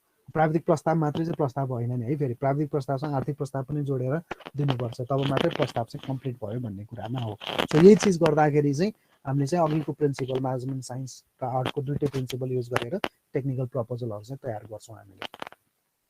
अब फाइनेन्सियल पार्टको कुरा गर्ने हो भने चाहिँ फाइनेन्सियल पार्टलाई चाहिँ हेर्दाखेरि प्रपोजल, त्यो प्रपोजल तपाईँले जुन उसले आह्वान गरेको प्रपोजल जुन रेस्पोन्स तपाईँले गरिराख्नु भएको छ अथवा प्रस्ताव पेश गरिराख्नु भएको छ, त्यो प्रस्ताव चाहिँ पेश गर्दाखेरि त्यो प्रस्तावमा उल्लेख भए अनुसारको कार्य गर्नलाई तपाईँलाई कति चाहिँ लागत लाग्छ, तपाईँले चाहिँ कति चाहिँ आर्थिक चाहिँ खर्चमा त्यो काम गर्नुहुन्छ भन्ने कुरा बुझाउने भएको कारणले त्यसले चाहिँ फाइनेन्सियल प्रपोजल भनेर भन्छ। कति पैसा लाग्छ त होइन, कति लागत लाग्छ त, त्यो लागतसँग रिलेटेड कुराहरू भनेको चाहिँ फाइनेन्सियल पार्टको कुराहरू। सो यसले फाइनेन्सियल डिटेल्सका कुराहरू गर्छ, जस्तै बेसिक मेटेरियल्स कस्ट कति लाग्छ, बिओक्यू नै हो, बिल अफ क्वान्टिटिजै हो, स्टेटमेन्ट अफ वर्क होइन, कस्ट समरी कति कस्ट लाग्छ, सपोर्टिङ सेड्युल्सहरू कति समयमा त्यो सकाउने कुराहरू, प्रफिट स्टेटमेन्ट कस्टको चाहिँ एलिमेन्ट्सहरू डिफाइन गरेर हेर्ने हो कि डाइरेक्ट इन्डाइरेक्ट कस्ट, फेरि कस्टभित्र पनि गएर material cost, overhead cost, labour cost भनेर छुट्याउने हो कि एडमिनिस्ट्रेटिभ कस्ट होइन, प्रफिटका कुराहरू छुट्याउने हो कि, त्यसरी कस्ट ब्रेकडाउन कसरी गर्ने र कस्ट एस्टिमेटिङका टेक्निक, यी सबै कुराहरू भनेको चाहिँ फाइनेन्सियल डिटेल्ससँग हो। यो सबै कुरा सम्झिनु जरुरी छैन साथी हो। सिम्पल के बुझ्नु पर्यो भने फाइनेन्सियल डिटेल्स भनेको त्यो प्रस्ताव तपाईँले आह्वान गरेको प्रस्ताव, तपाईँले पेश गर्दै हुनुहुन्छ जुन प्रस्ताव, त्यो कार्य गर्नलाई तपाईँलाई कति लागत लाग्छ, तपाईँले प्रस्तावित गरेको रकम कति हो भन्ने कुरा खुलाउने भनेको फाइनेन्सियल पार्ट हो सिम्पल कुरामा है। त्यो काम गर्नलाई तपाईँलाई कति लागत लाग्छ, यतिलाई हेर्नुहोस् त। अब यही कुरा यदि निर्माणसँग रिलेटेड हो भने बिल अफ क्वान्टिटीमा हामीले भरेर दिन्छौँ होइन, युनिट प्राइसमा होइन, लमसममा छ भने एउटै रेट हालिदिन्छौँ। यदि कुनै चाहिँ कन्सल्टिङ काम गर्नुपर्ने छ भने उसले कसरी मागेको छ, लमसम मागेको छ तर भित्र चाहिँ ब्रेकडाउन गरेको छ, डिजाइन इन्जिनियरले कति लिन्छ, तपाईँलाई मेटेरियल खर्च कति लाग्छ, सर्वे गर्नलाई कति लाग्छ भने त्यही अनुसार तपाईँले भर्नुहुन्छ भनेपछि हरेक तपाईँले चाहिँ प्रस्ताव पेश गर्दाखेरि चाहिँ फाइनेन्सियल पार्टले के बुझाउँछ त भन्दा त्यो काम गर्नलाई तपाईँको कति लागत लाग्छ, तपाईँको प्रस्तावित लागत कति हो, त्यो लागत भनेको फाइनेन्सियल पार्ट हो। टेक्निकल भनेको तपाईँको सामर्थ्यता देखाउने भयो, तपाईँको एक्सपिरियन्स देखाउने, तपाईँको कला देखाउने, तपाईँको म्यानेजमेन्ट साइन्ससँग रिलेटेड कुराहरू, ती कुराहरू टेक्निकल भयो भने फाइनेन्सियल भनेको कति आर्थिकमा कति लागतमा त्यो काम गर्ने भन्ने प्रस्तावित हो। दुईटा पार्ट चाहिँ हरेक प्रपोजलमा हुन्छ नै साथी हो। कसैले टेक्निकल र फाइनेन्सियल छुट्टा छुट्टै माग्छ, कसैले टेक्निकल फाइनेन्सियल सँगै राखेर ल्याऊ भन्छ। त्यो भनेको अब कसरी सेलेक्सन गर्ने क्राइटेरिया अनुसारको कुराहरू, त्यसको डिटेल हामी प्रोक्योरमेन्टमा डिटेलमा पछि गइहाल्छौँ अर्को सेमेस्टरमा होइन। सो अहिले बुझ्नुपर्ने कुरा यति छ कि यहाँ चाहिँ आउँदाखेरि टेक्निकल र फाइनेन्सियल दुईटा पार्ट हो, छुट्टा छुट्टै हुन्छ प्रोजेक्टमा। त्यो टेक्निकल पार्टोले टेक्निकल कुराहरू गर्छ भने फाइनेन्सियल पार्टोले फाइनेन्सियलसँग रिलेटेड कुराहरू गर्छ। टेक्निकल पार्टोको कुराहरूमा टेक्निकल के बुझाउनु पर्छ भन्ने कुरा त्यो क्लाइन्टले अथवा जसले प्रपोजल आह्वान गरेको छ उसको गाइडलाइनले, उसले दिएको टर्म्स अफ रेफरेन्सले अथवा नोटिसले या रिक्वेस्टेड प्रपोजल जे पनि हुनसक्छ नि त होइन। त्यसको बेसिसमा बसेर टेक्निकल बुझाउनु पर्यो भने फाइनेन्सियल भनेको चाहिँ उसैले चाहिँ भनेअनुसारले फाइनेन्सियल कसरी बुझाउने, त्यो एउटा सिङ्गल फिगरमा माग्छ कि आइटम रेटमा गएर चाहिँ बिड हाल्ने हो कि के हो त भन्ने कुरा चाहिँ फाइनेन्सियलले चाहिँ भन्ने कुरा हो। त्यसरी चाहिँ टेक्निकल र फाइनेन्सियल दुईटा छुट्टा छुट्टै पार्टको रूपमा चाहिँ प्रोजेक्ट प्रपोजललाई चाहिँ हामीले बुझ्न जरुरी छ भनेर भन्यो। अब यो दुईटा सँगसँगै चाहिँ अघि नै भने अनुसारले कसैले चाहिँ म्यानेजमेन्टको पार्टलाई छुट्टै उजागर गरेर पेस गर भन्यो भने म्यानेजमेन्ट छुट्टै पेस गर्नु पर्यो, होइन भने चाहिँ म्यानेजमेन्टको पार्टलाई चाहिँ हामीले टेक्निकल भित्रै लिएर चाहिँ राख्ने भएको कारणले कतिले चाहिँ टेक्निकलमै माग्छ है। अब मैले अघि भनि नै सकेँ, in this part generally format of BOQ होइन, बिल अफ क्वान्टिटीको फर्मेटमा ट्युआरसँगै आएको कुरामा रेट फिक्स गरेर भर्ने नै कुरा हो फाइनेन्सियल पार्ट भनेको। चाहे त्यो निर्माणको क्रममा होस्, चाहे त्यो यो चाहिँ डिपिआर तयार गर्ने अथवा विस्तृत प्राविधिक प्रतिवेदन तयार गर्ने कुरा होस् भनेपछि दुईटैमा हेर्दाखेरि फाइनेन्सियल पार्टले चाहिँ के गाइड गर्छ त भनेर सोच्दाखेरि चाहिँ फाइनेन्सियल पार्टले गाइड गर्ने भनेकै कति लागतमा चाहिँ त्यो काम गर्छु मैले भनेर प्रस्ताव गर्ने हो। त्यो प्रस्तावित भनेको चाहिँ फाइनेन्सियल पार्टले गर्छ। अब म्यानेजमेन्ट पार्टमा चाहिँ कुरा गर्ने हो भने म्यानेजमेन्ट पार्टकोमा अघि मैले भनि नै हालेँ साथीहरूलाई, म्यानेजमेन्टलाई कहिलेकाहीँ टेक्निकल्ली पनि छुट्टै हेर्न सकिन्छ होइन। एडमिनिस्ट्रेटिभ र म्यानेजमेन्ट क्यापेबिलिटीको रूपमा जस्तै कस्तो चाहिँ अर्गनाइजेसन स्ट्रक्चर छ, कस्तो छ फाइनेन्सियल स्टेबिलिटी, पहिला काम गरेको कति चाहिँ ट्रान्ज्याक्सन गरेको छ होइन, यो लगायतका कुराहरू, कस्ट एन्ड सेड्युलका कुरा, पास वर्क एक्सपिरियन्स, यिनीहरू सबै म्यानेजमेन्टको पार्ट हो। तर म्यानेजमेन्ट पार्ट छुट्टै रूपमा चाहिँ त्यस्तो धेरै प्रपोजलमा हेर्ने चलन हुँदैन क्या। त्यही भएर यो म्यानेजमेन्टको पार्टलाई पनि हामीले चाहिँ टेक्निकलमै हो भनेर बुझ्न जरुरी पर्छ भन्ने कुरा हो। कसैले चाहिँ टेक्निकलमा चाहिँ थोरै कुरा मागेर धेरै कुराहरू म्यानेजमेन्टबाट हेर्ने चलनहरू पनि हुन्छ, उनीहरूको एक्सपिरियन्स के छ त्यो लगायतका कुराहरू चाहिँ म्यानेजमेन्टमा राखेर देऊ भनेर भन्ने चलनहरू पनि हुनसक्छ। किनभने डिपिआरै बनाउने हो, डिपिआर बनाउनलाई एक्सपिरियन्स तिमीले त्यस्तो खालको डिपिआर बनायो कि बनाएन भन्ने कुरा इम्पोर्टेन्ट हो क्या। किनभने अब टेक्निकलमा मान्छे छ भनिसकेपछि त मान्छेले गर्ने त हो नि होइन। इन्जिनियर प्रस्ताव गर भनेपछि त इन्जिनियरले आफू पढाएको हुन्छ, उसले डिजाइन गर्ने हो। तर त्यो डिजाइन गर्ने क्रममा त्यो इन्जिनियरले चाहिँ एक्सपिरियन्स छ कि छैन अथवा त्यो फर्मले त्यो काम गरेको एक्सपिरियन्स छ कि छैन भन्ने कुरा चाहिँ इम्पोर्टेन्ट भयो क्या। उसले त्यो काम गर्न सक्छ कि सक्दैन भन्ने कुराको डेमोन्स्ट्रेसन त हामीले हेर्ने भनेको एक्सपिरियन्सबाटै हो नि त। त्यही भएर एक्सपिरियन्सका पाटोका कुराहरू, उसले कति काम चाहिँ पहिला गरेर कति कारोबार गरेका कुराहरू भनेका ती पार्टहरू चाहिँ म्यानेजमेन्टसँग रिलेटेड हो। तर हेर्दा छुट्टै पनि हेर्न सक्छौँ, होइन भने म्यानेजमेन्टलाई टेक्निकल पार्टमा लगेर हेर्न पनि सक्छौँ।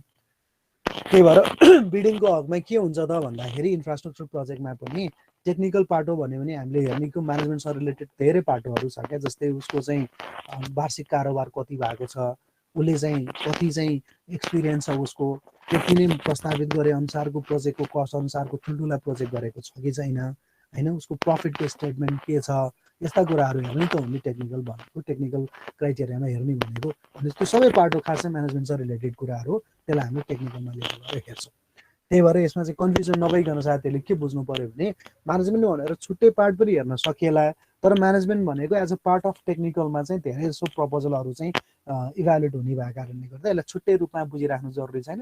तर कसैले चाहिँ म्यानेजमेन्टलाई छुट्टै रूपमा पनि व्याख्या गर्ने चलनहरू चाहिँ छन् भन्ने कुरा बुझ्नु जरुरी छ है त। अब हामीले यहाँ हेर्दाखेरि चाहिँ मसँग विभिन्न खाले चाहिँ यो प्रपोजलको स्याम्पलहरू छ होइन। अब त्यो कुन कुन प्रपोजल कस्तो खालको चाहिँ प्रोजेक्टको लागि कस्तो खालको चाहिँ रिक्वायरमेन्टको लागि कसरी तयार गर्ने भन्ने कुराहरू चाहिँ छन्। त्यसले गर्दाखेरि चाहिँ हामीले यसमा के हेर्नु जरुरी छ त भन्दा पहिला चाहिँ हामीले सपोज प्रोजेक्ट प्रपोजलको टेम्प्लेट एकाडेमिक प्रपोजल फर्मेटबाट चाहिँ जाउँ न त। एकाडेमिक प्रपोजलको फर्मेटबाट जाँदाखेरि चाहिँ हामीले तयार गर्ने फर्मेटको कुराहरू म देखाउँछु है त। साथीहरूले लेख्न सुरु गरिसक्नु भएको छ होला। मेरोमा यो प्रोजेक्ट भइरहेछ साथी हो, फाइनल प्रोजेक्टको प्रिपरेसन गाइडलाइन भनेर छैन sir, management part of the project यति नै आइरहेछ। ओके है त। म यहाँ चेन्ज गरेर त्यो स्विचिङ भएर आइन्छ जस्ट अ मोमेन्ट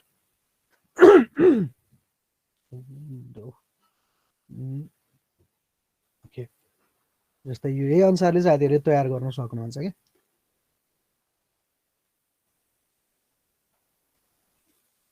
ओके ल कलेजले दिएको छैन भने पनि यो म पठाइदिन्छु यो अनुसारले साथीहरूले हेर्नु होला होइन फाइनल प्रोजेक्टको प्रपोजलको प्रिपरेसन गाइडलाइनको रूपमा जस्तै अब प्रोजेक्ट प्रपोजल तयार गर्दाखेरि कभर पेज टाइटल पेज त लेख्नु परिहाल्यो होइन हामीले त्यसपछि table of content list of table list of figures list of symbols abbreviations भनेका कुराहरू चाहिँ यिनीहरू चाहिँ यो अगाडिका रोमनमा लेख्ने कुराहरू भयो रोमन पेजमा चाहिँ लेख्ने कुराहरू भयो होइन यसको पेज नम्बरहरू हामी रोमनमै राख्छौँ मेन च्याप्टरमा कुरा गर्दाखेरि चाहिँ इन्ट्रोडक्सन ब्याकग्राउन्ड हुनु जरुरी छ यसरी स्टडी एरिया यदि रेलेभेन्ट छ भने स्टडी नै पछि चाहिँ फरक हुन्छ जसले रियल प्रोजेक्ट गरेछ भने त्यो कुन एरियाको प्रोजेक्ट हो त्यसको जियोग्राफिकल लोकेसनका कुराहरू हुन सक्छन् होइन अथवा चाहिँ कसैले अब रोडकै गरेछ भने कुन स्ट्रेचको कुरा हो त्यो कुन अलाइनमेन्टमा हो यदि रियल प्रोजेक्ट रहेछ भने त्यो चाहिँ कुन ठाउँको लोकेसन हो चेलेन्ज के हो भन्ने कुरा लेख्न सकिन्छ रासनल प्रोजेक्ट यो लिनु पछाडिको औचित्य के हो त किन लिन खोज्दै हुनुहुन्छ होइन अब्जेक्टिभ तपाईँले अब्जेक्टिभ के राख्नु भएको छ त धेरै अब्जेक्टिभ राख्नु भएन दुईटा तिनवटा भन्दा बढी अब्जेक्टिभ नराख्नुहोस् अब अब्जेक्टिभ सेट गर्दा स्मार्ट हुनुपर्छ भन्ने कुरामा त मैले भनि नै सकेको छु होइन त्यही कारणले अब्जेक्टिभ सेट गर्दाखेरि चाहिँ तपाईँले त्यो प्रपोजल लेख्दाखेरि चाहिँ अब्जेक्टिभ क्लियरली मेन्सन गर्नु पर्यो धेरै अब्जेक्टिभ लेखेर चाहिँ केही फाइदा छैन है साथी हो दुई तिनवटा अब्जेक्टिभ हुनसक्छ लिटरेचर रिभ्यू भनेको इम्पोर्टेन्ट तपाईँले याद गर्नुपर्ने कुरा लिटरेचर रिभ्यू भनेको त्यो प्रोजेक्टसँग रिलेटेड तपाईँले प्रस्ताव गरिरहेको अहिलेको जुन प्रपोजल पेश गर्दै हुनुहुन्छ एकाडेमिक प्रपोजल त्यो एकाडेमिक प्रपोजलमा चाहिँ जे चाहिँ तपाईँहरूले चाहिँ त्योसँग रिलेटेड अरू कसले के गरेछन् भन्ने कुराहरू त्यसमा चाहिँ विभिन्न रिभ्यूका कुराहरू होइन पास्ट स्टडीका कुराहरू भनेको लिटरेचर रिभ्यूसँग रिलेटेड कुरा हो अब त्यति धेरै लिटरेचर रिभ्यू गर्ने चलन चाहिँ ब्याचलर लेभलमा देखिँदैन नभए पनि तपाईँले के कुराहरूमा चाहिँ लिटरेचर रिभ्यूहरू गर्न सक्ने हुनुहुन्छ जस्तै बिल्डिङको टाइप्समा डिजाइन मेथोडोलोजीमा भ्यालुहरूमा होइन क्राइटेरियाहरूमा अफ रेसिस्टेन्ट भनेको के हो भन्ने कुराहरूमा डक्टाइल डिटेलिङका कुराहरू के छन् तपाईँसँग रिलेटेड कुराहरू होइन तिनीहरू लिटरेचर रिभ्यूको रूपमा आउन सक्छ बिल्डिङको हकमा त्यस्तै हो भने त्यसरी मेथोडोलोजी एन्ड लिमिटेसन कसरी काम गर्ने अब त्यसलाई सिग्निफिकेन्स एन्ड लिमिटेसन छुट्टै राखेर पनि गर्न सक्नुहुन्छ रिजल्ट एन्ड डिस्कसन के चाहिँ रिजल्ट निकाल्ने र त्यसको कन्क्लुजन एन्ड रिकमेन्डेसन र रेफरेन्स र त्यति चाहिँ तपाईँले त्यतिको भरमा एउटा प्रपोजल चाहिँ तयार गर्न सक्नुहुन्छ क्या एकाडेमिक चाहिँ प्रपोजलको रूपमा चाहिँ त्यति गर्नलाई गाह्रो चाहिँ कुरा छैन अब आवश्यकता अनुसार टेबल फिगरहरू यिनीहरू चाहिँ ल्याउन सकिन्छ है सो अब यसमा धेरै कुराहरू पनि लेखाएको छ साथीहरूले हेर्न सक्नुहुन्छ यसरी है यसरी चाहिँ यसरी प्रपोजलको फर्मेटमै कसरी तयार गर्ने भन्ने कुराहरू चाहिँ लेखा हुन्छ अब यसलाई यो फर्मेटलाई लिएर तपाईँहरूले प्रपोजल तयार गर्न सक्नुहुन्छ अब यसमा चाहिँ केही कन्फ्युजन्सहरू भयो भने तपाईँहरूको प्रपोजल रिभ्यू गरिदिनलाई म चाहिँ अभाइलेबल हुन्छु साथी हो road analysis and design okay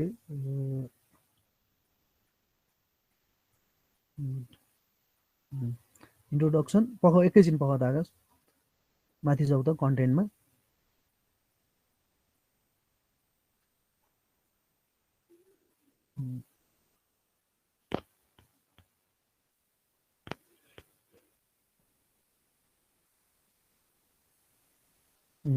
so introduction objectives literature review methodology organization of report र रेफरेन्स होइन अब यो कन्टेन्टलाई अलिकति इलाबोरेट गरेर अघि मैले भने अनुसारले थोरै 2-4 लाइन मात्रै भए पनि एउटा फर्मेटमा आउँछ त्यो भएपछि पछिसम्मलाई आफूलाई एउटा प्रपोजल लेख्ने जानकारी पनि हुन्छ कि त्यही भएर ट्राई गर्नुपर्छ है अब जाउँ त तल जाउँ यो कलेजले दिएको फर्मेट त होइन नि आफैले तयार गरे होला हैन आकाश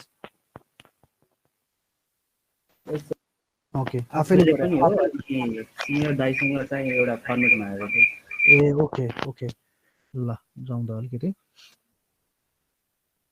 सो इन्ट्रोडक्सनको पार्टहरू यसमै भयो हैन अब यहाँ यसमा के याद गर्नु पर्यो भने नि इन्ट्रोडक्सनमा जस्तै आकाशले लेखेको यो Kathmandu valley bring it up being साह्रै सानो चाहिँ पढ्नलाई bring something the capital city and the major economic centre of country यो सबै जे कुराहरू लेखेको छ नि तिमीले यो इन्ट्रोडक्सनमा लेखेका यी सबै कुराहरू भनेको आफै नै भाषामा लेखेको कि कहीँबाट चाहिँ लिएको हो गुगलहरुबाट विकिपीडियाबाट पनि रेफरेन्स लिएको एक्ज्याक्टली अब त्यस्ता कुराहरू भनेको चाहिँ त्यो कहाँबाट लिएको त्यसको साइटेड गर्नुपर्छ क्या साइटेसन भन्ने हुन्छ तिमीले कुनै सेन्टेन्स लियो भने त्यो सेन्टेन्स चाहिँ कहाँबाट लिएको त्यसको चाहिँ अब ब्राकेट त्यो सेन्टेन्स सकिने बित्तिकै त्यही ब्राकेटमा चाहिँ कुन सोर्सबाट लिएको त्यो कुराहरूलाई चाहिँ उल्लेख गरिदिनु पर्छ है त्यो भएपछि बल्ल आफ्नो होइन त्यो अरूबाट लिएको साह्रै नपाइने भने होइन तर त्यसलाई साइटेड चाहिँ गर्न पर्यो नि त है त्यो साइटेसनका कुराहरू यहाँ कोही पनि देखेन त्यस्ता कुराहरू अलिअलि हेर आकाशले त्यो आफूलाई बानी पर्छ टेक्निकल राइटिङ कस्तो हुन्छ भन्ने कुरामा अगाडि बढाउनलाई बानी पर्छ त्यही भएर त्यो काम गर्नु पर्यो है तल जाउँ त अब अब्जेक्टिभ हेरौँ त एकचोटि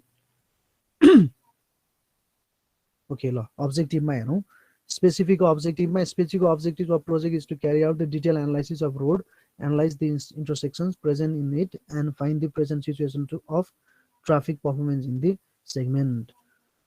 General objective to find out the capacity of intersections present in the road segment, to find out the level of service of the intersection and road segment, to find out the delay in the intersection.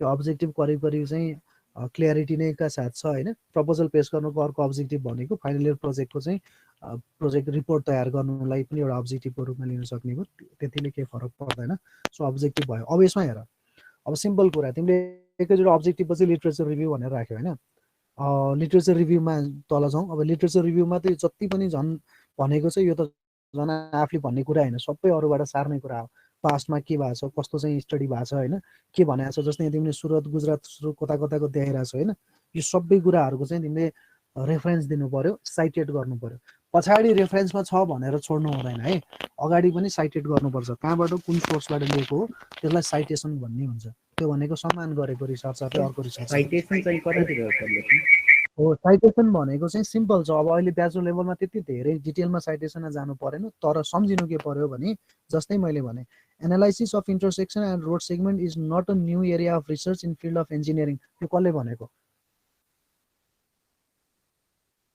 रिसर्चरले हो त्यो को रिसर्चरले भनेको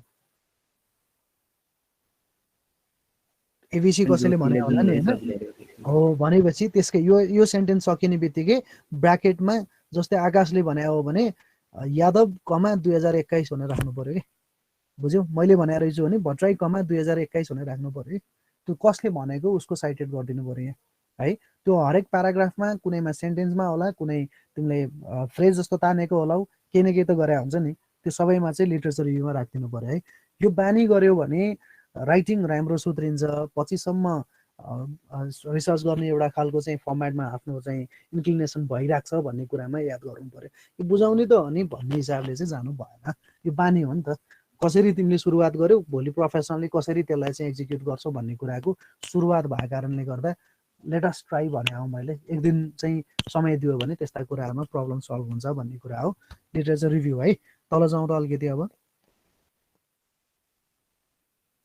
methodology अब मेथोडोलोजीमा तिमीले के त्यो काम कसरी गर्छौ भन्ने कुराको बारेमा लेखेका छौ अब यसलाई अलिकति फ्लो चार्टहरू बनाएर चाहिँ देखाउन सक्यो भने अझ बेटर हुन्छ हैन यसरी पनि लेखेका छ ठीक छ यसमा कुनै सँगै भएन गर्ने त्यही नै होला स्टडी लोकेसन डेटा कलेक्सन त्यसपछि एनालाइसिस रिजल्ट एन्ड कन्क्लुजन गर्ने कुरा मेथोडोलोजी भयो है यहाँ लेखा रहेछ गुड यो चाहिँ फ्लो चार्टको रूपमा आयो ठीक छ तल जाउँ यहाँ सबै कुरा चाहिँ यो फिनिश टु स्टार्ट जस्तो देखिन्छ कुनै कुनै सँगसँगै गर्नुपर्ने काम पनि हुनसक्छ त्यसलाई एकचोटि हेर्न सक्छौ तिमीले त्यसपछि तल जाउँ अर्गनाइजेसन अफ रिपोर्टमा कुन कुन भयो त्यो रिजल्ट भयो ल अब एउटा सिम्पल कुरा भन त आकाश मलाई यहाँसम्म आउँदाखेरि तिम्रो करिगरी सक्यो होइन यति नै हो नि होइन सेड्युल पनि छ रेफरेन्स सेड्युल होला कति समयमा सक्छौ भने ल अब एउटा सिम्पल कुरा गर आकाश तिमीले यो रिपोर्ट तयार गर्दै गर्दाखेरि तिम्रो चाहिँ लिमिटेसन्सहरू के हो त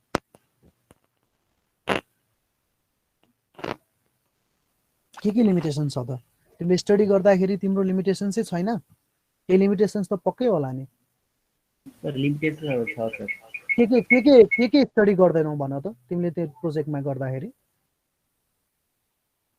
के कुराहरु गर्दैनौ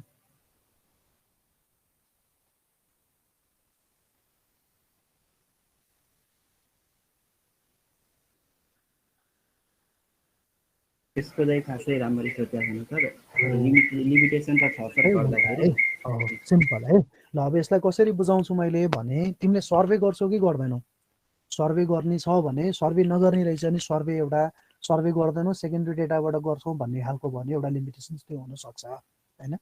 अब त्यस्तै अर्को लिमिटेसन्समा तिमीले चाहिँ अब के कुराहरू प्यारामिटर्सहरू डिजाइन गर्ने हो त रोडकोमा, कुनै त गर्दैन होला नि, अथवा ट्राफिक काउन्ट गर्दिन होला, अथवा केही नै होला। अब त्यो डिटेलमा मैले त्यति तिम्रो कुन हिसाबले गरिरहेको छु त्यतातिर गइनँ होइन।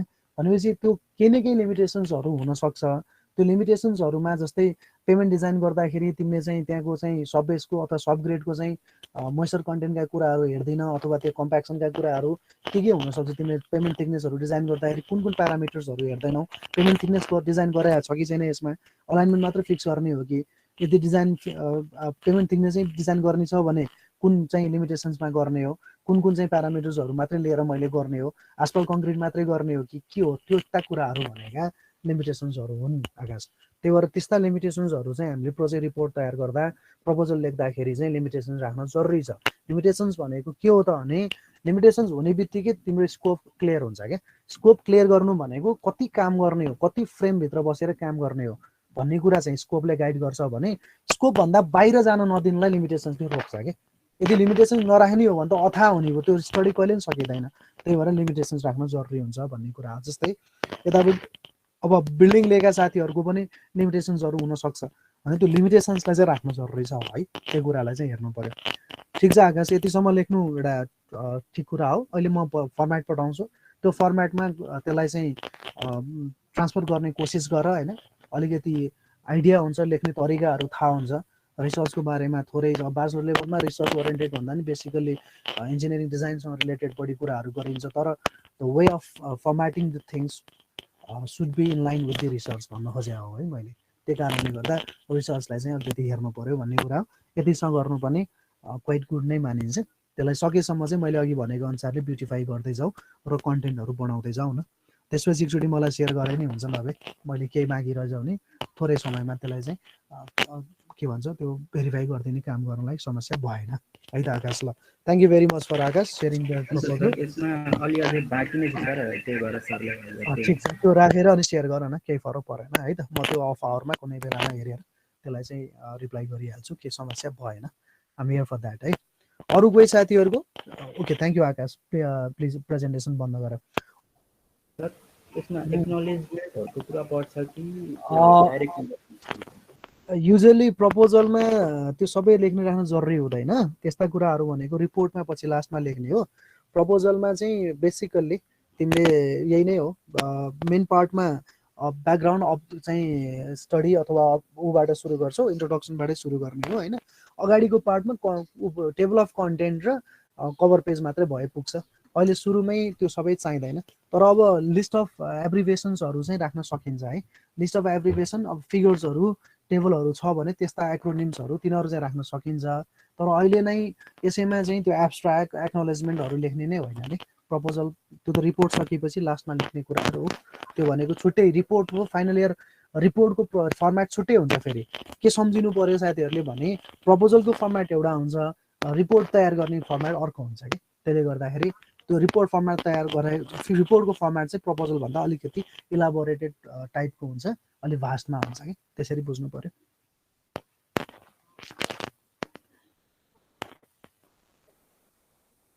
ठिक छ? ठिक छ सर, अब अझै केही एडिट गरेर हजुरलाई प्लिज मलाई त्यति पठाउँदा नि केही फरक परेन है। सो त्यही भएर अब मैले यहाँ 2-4वटा फर्मेटहरू साथीहरूलाई सेयर गर्छु। त्यो विभिन्न चाहिँ काममा विभिन्न प्रयोजनको लागि प्रपोजलहरू चाहिँ छुट्टा छुट्टै हिसाबले लेख्ने भएको कारणले गर्दा हामीले प्रपोजललाई चाहिँ अब एकाडेमिकल्ली बुझ्नु जरुरी नै छ, किनभने सबैले मास्टर्स गरि नै हाल्नुहुन्छ, कतिपय साथीहरूले पिएचडी पनि गर्नु होला पछि होइन।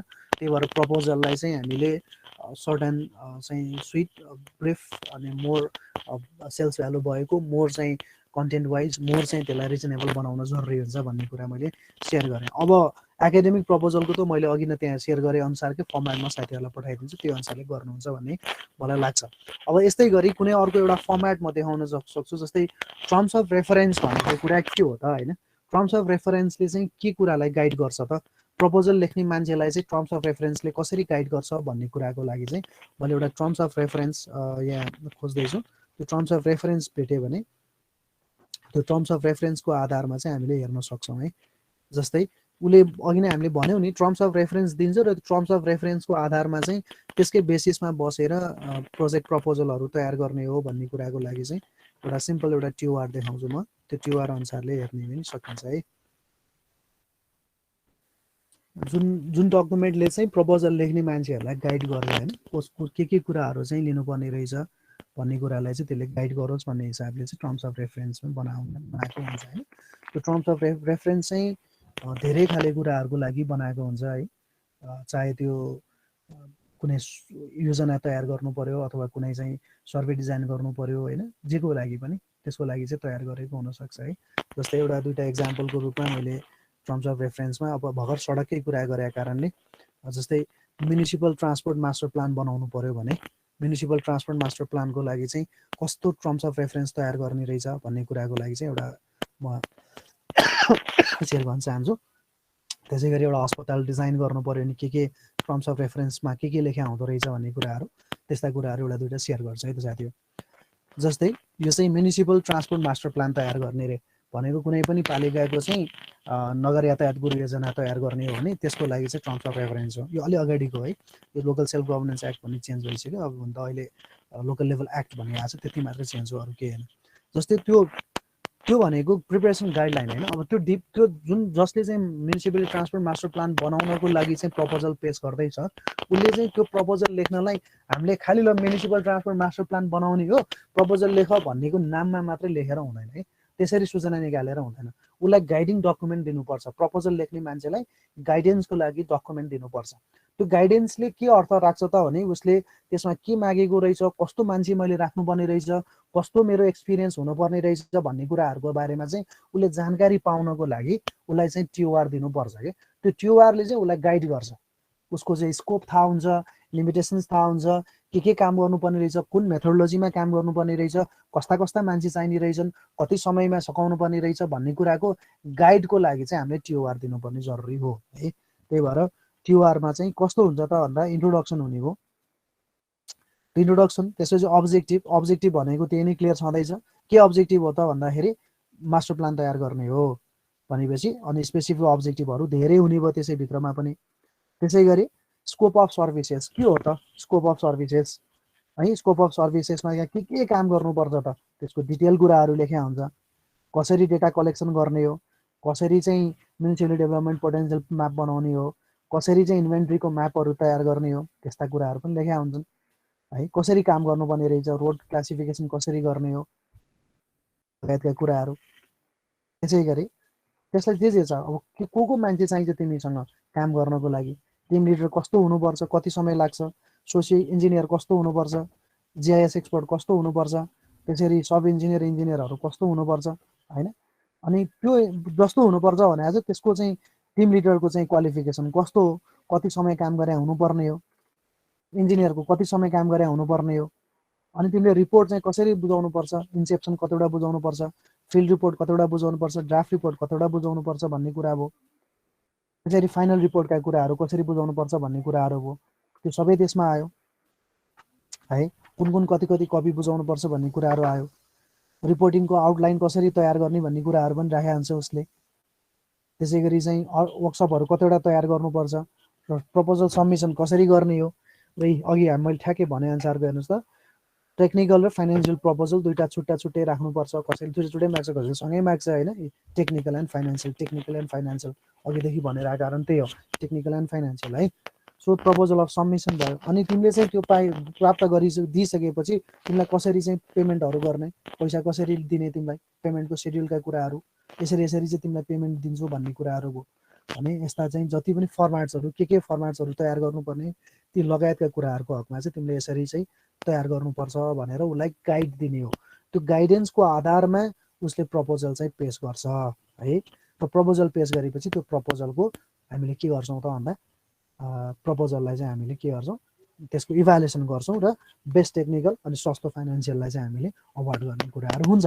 त्यो भनेको एउटा रोड प्रोजेक्टको हकमा चाहिँ यस्तो खालको देखिन्छ। अब त्यस्तै अब अहिले एकदम जल्दोबल्दो रूपमा चाहिँ जताततै अस्पताल बनिरहेछ होइन। त्यो अस्पताल बनिरहेको चाहिँ कुनै सही अस्पतालको बारेमा एउटा हेरौँ। त्यसै गरी टिओआरमा के लेखा आउँदो रहेछ त्यो हेर्न सकिन्छ होइन। जस्तै अहिले अब देशव्यापी रूपमा हाम्रो चाहिँ अस्पतालहरू तयार गरेर अनि चाहिँ प्रोजेक्टहरू चलिरहेको छ होइन 5, 10, 1500 यहाँको अस्पतालको हकमा त्यस्तोको लागि चाहिँ टर्म्स अफ रेफरेन्समा कसरी चाहिँ राखेको हुन्छ त भन्ने कुरा त्यो डिजाइन गर्ने इन्जिनियरिङ कन्सल्टेन्सी सेलेक्सन गर्नु पर्यो डिपिआर तयार गर्नको लागि भन्यो भने त्यसलाई चाहिँ कसरी गाइडिङ गरे हुन्छ भन्ने कुराहरू जस्तै यो खालको भयो कुन म्युनिसिपालिटी हो उसले टर्म्स अफ रेफरेन्स राखेको हुन्छ नि भनेको प्रपोजल पेस गर्नको लागि तिम्रो टर्म्स अफ रेफरेन्स चाहिँ यो हो त्यो टर्म्स अफ रेफरेन्सको आधारमा तिमीले चाहिँ डिटेल प्रोजेक्ट रिपोर्ट चाहिँ कन्स्ट्रक्सन अफ प्राइमेरी हस्पिटलको चाहिँ रिपोर्ट तयार गर भने हो कुनै म्युनिसिपालिटीले माग्यो होला भनौँ न होइन त्यस्तै यो इन्ट्रोडक्सन राखे हुन्छ अब्जेक्टिभ के हो अब्जेक्टिभ मेन अब्जेक्टिभ भनेको 1500 अस्पतालको चाहिँ डिपिआर तयार गर्ने भने हो अब त्यसै गरी स्पेसिफिक अब्जेक्टिभमा के हुन्छ त निड एसेसमेन्ट गर्नु पर्ला टोपोग्राफिक सर्वे गर्नु पर्ला detail architectural design drawing structure electrical sanitary SBAC त्यो पनि नेसनल बिल्डिङ कोड अनुसारको होइन त्यसै गरी health building infrastructure design construction guideline अनुसारको मन्त्रालयले भने अनुसारको कुराहरू त्यो डिटेल क्वान्टिटिज कस्ट एस्टिमेट तिमीले तयार गरेर दिनुपर्छ रेट एनालाइसिस दिनुपर्छ प्रोक्युरमेन्ट डकुमेन्ट दिनुपर्छ भने हो स्कोप अफ वर्क त्यसमा राख्दै के छ स्कोप अफ वर्कभित्र डिटेल टोपोग्राफी सर्वेमा के गर्ने हो त यहाँ लेखेकै छ यो भने अनुसारको तिम्रो स्कोप हो डिटेल जियो टेक्निकल इन्भेस्टिगेसनमा तिमीले के गर्छौ त सोइल टेस्टमा के गर्नुपर्छ त मल्टी हजार्ड रिस्क एसेसमेन्टमा के गर्नुपर्छ त त्यसै गरी डिटेल आर्किटेक्चरल इन्जिनियरिङ डिजाइनमा के गर्नुपर्छ त मास्टर प्लान होला होइन त्यसै गरी चाहिँ कस्ट एस्टिमेट प्रोक्युरमेन्ट डकुमेन्टलाई के गर्नुपर्छ त अनि डेलिभरेबलमा तिमीले के दिनुपर्छ त डिजाइन रिपोर्टहरू के को दिनुपर्छ त्यसै गरी चाहिँ डिजाइन रिक्वायरमेन्ट अनुसारको आर्किटेक्चरल ड्रइङ चाहिँ कुन चाहिँ कति चाहिँ उमा दिनुपर्ने हो सेक्सनमा दिनुपर्ने हो कति चाहिँ स्केलमा दिनुपर्ने हो त्यो कुराहरू तिमीले दिनु पर्यो त्यसै गरी स्ट्रक्चर कति कुनको दिनु पर्यो स्ट्रक्चरहरू इलेक्ट्रिकलमा के कुराहरू दिनुपर्छ तिमीले स्यानिटरीमा के दिनुपर्छ एसबिएसीमा के दिनुपर्छ डिजाइन रिपोर्ट के दिनुपर्छ स्पेसिफिकेसन कस्तो हुनुपर्ने त्यो तिमीले बनाइदिनु पर्यो क्वान्टिटी चाहिँ एस्टिमेटहरू दिनु पर्यो र रिपोर्ट तयार गर्दा इन्सेप्सन रिपोर्टमा के आउनुपर्छ ड्राफ्ट रिपोर्टमा के आउनुपर्छ फाइनल रिपोर्टमा के आउनुपर्छ भन्ने कुराहरू टाइम सेड्युल तिमीलाई हिसाबले चाहिँ इन्सेप्सन रिपोर्ट 30 दिनभित्र 60 दिन 90 दिनभित्र फाइनल दिनु पर्यो तिम्रो टिममा को हुनुपर्छ त भन्दा टिम लिडर यो हुनु पर्यो स्ट्रक्चरल इन्जिनियर हुनु पर्यो आर्किटेक्ट होला सिभिल इन्जिनियर होला त्यसै नन की एक्सपर्टमा डिआरआर एक्सपर्ट एसबिएसी प्रोक्युरमेन्ट एक्सपर्ट होला को होला मोड अफ पेमेन्ट तिमीलाई कति समयपछि के दियो भने त्यसको अगेन्स्टमा के पैसा दिने भनेपछि क्लाइन्टले इनपुट केमा दिन्छ तिमीलाई भन्ने कुरा हो र तिम्रो योवाई अर्थात् एक्सप्रेसन अफ इन्ट्रेस्ट अथवा प्रपोजल चाहिँ मैले के को बेसिसमा तिम्रो चाहिँ इभ्यालुएट गर्छु त भन्दा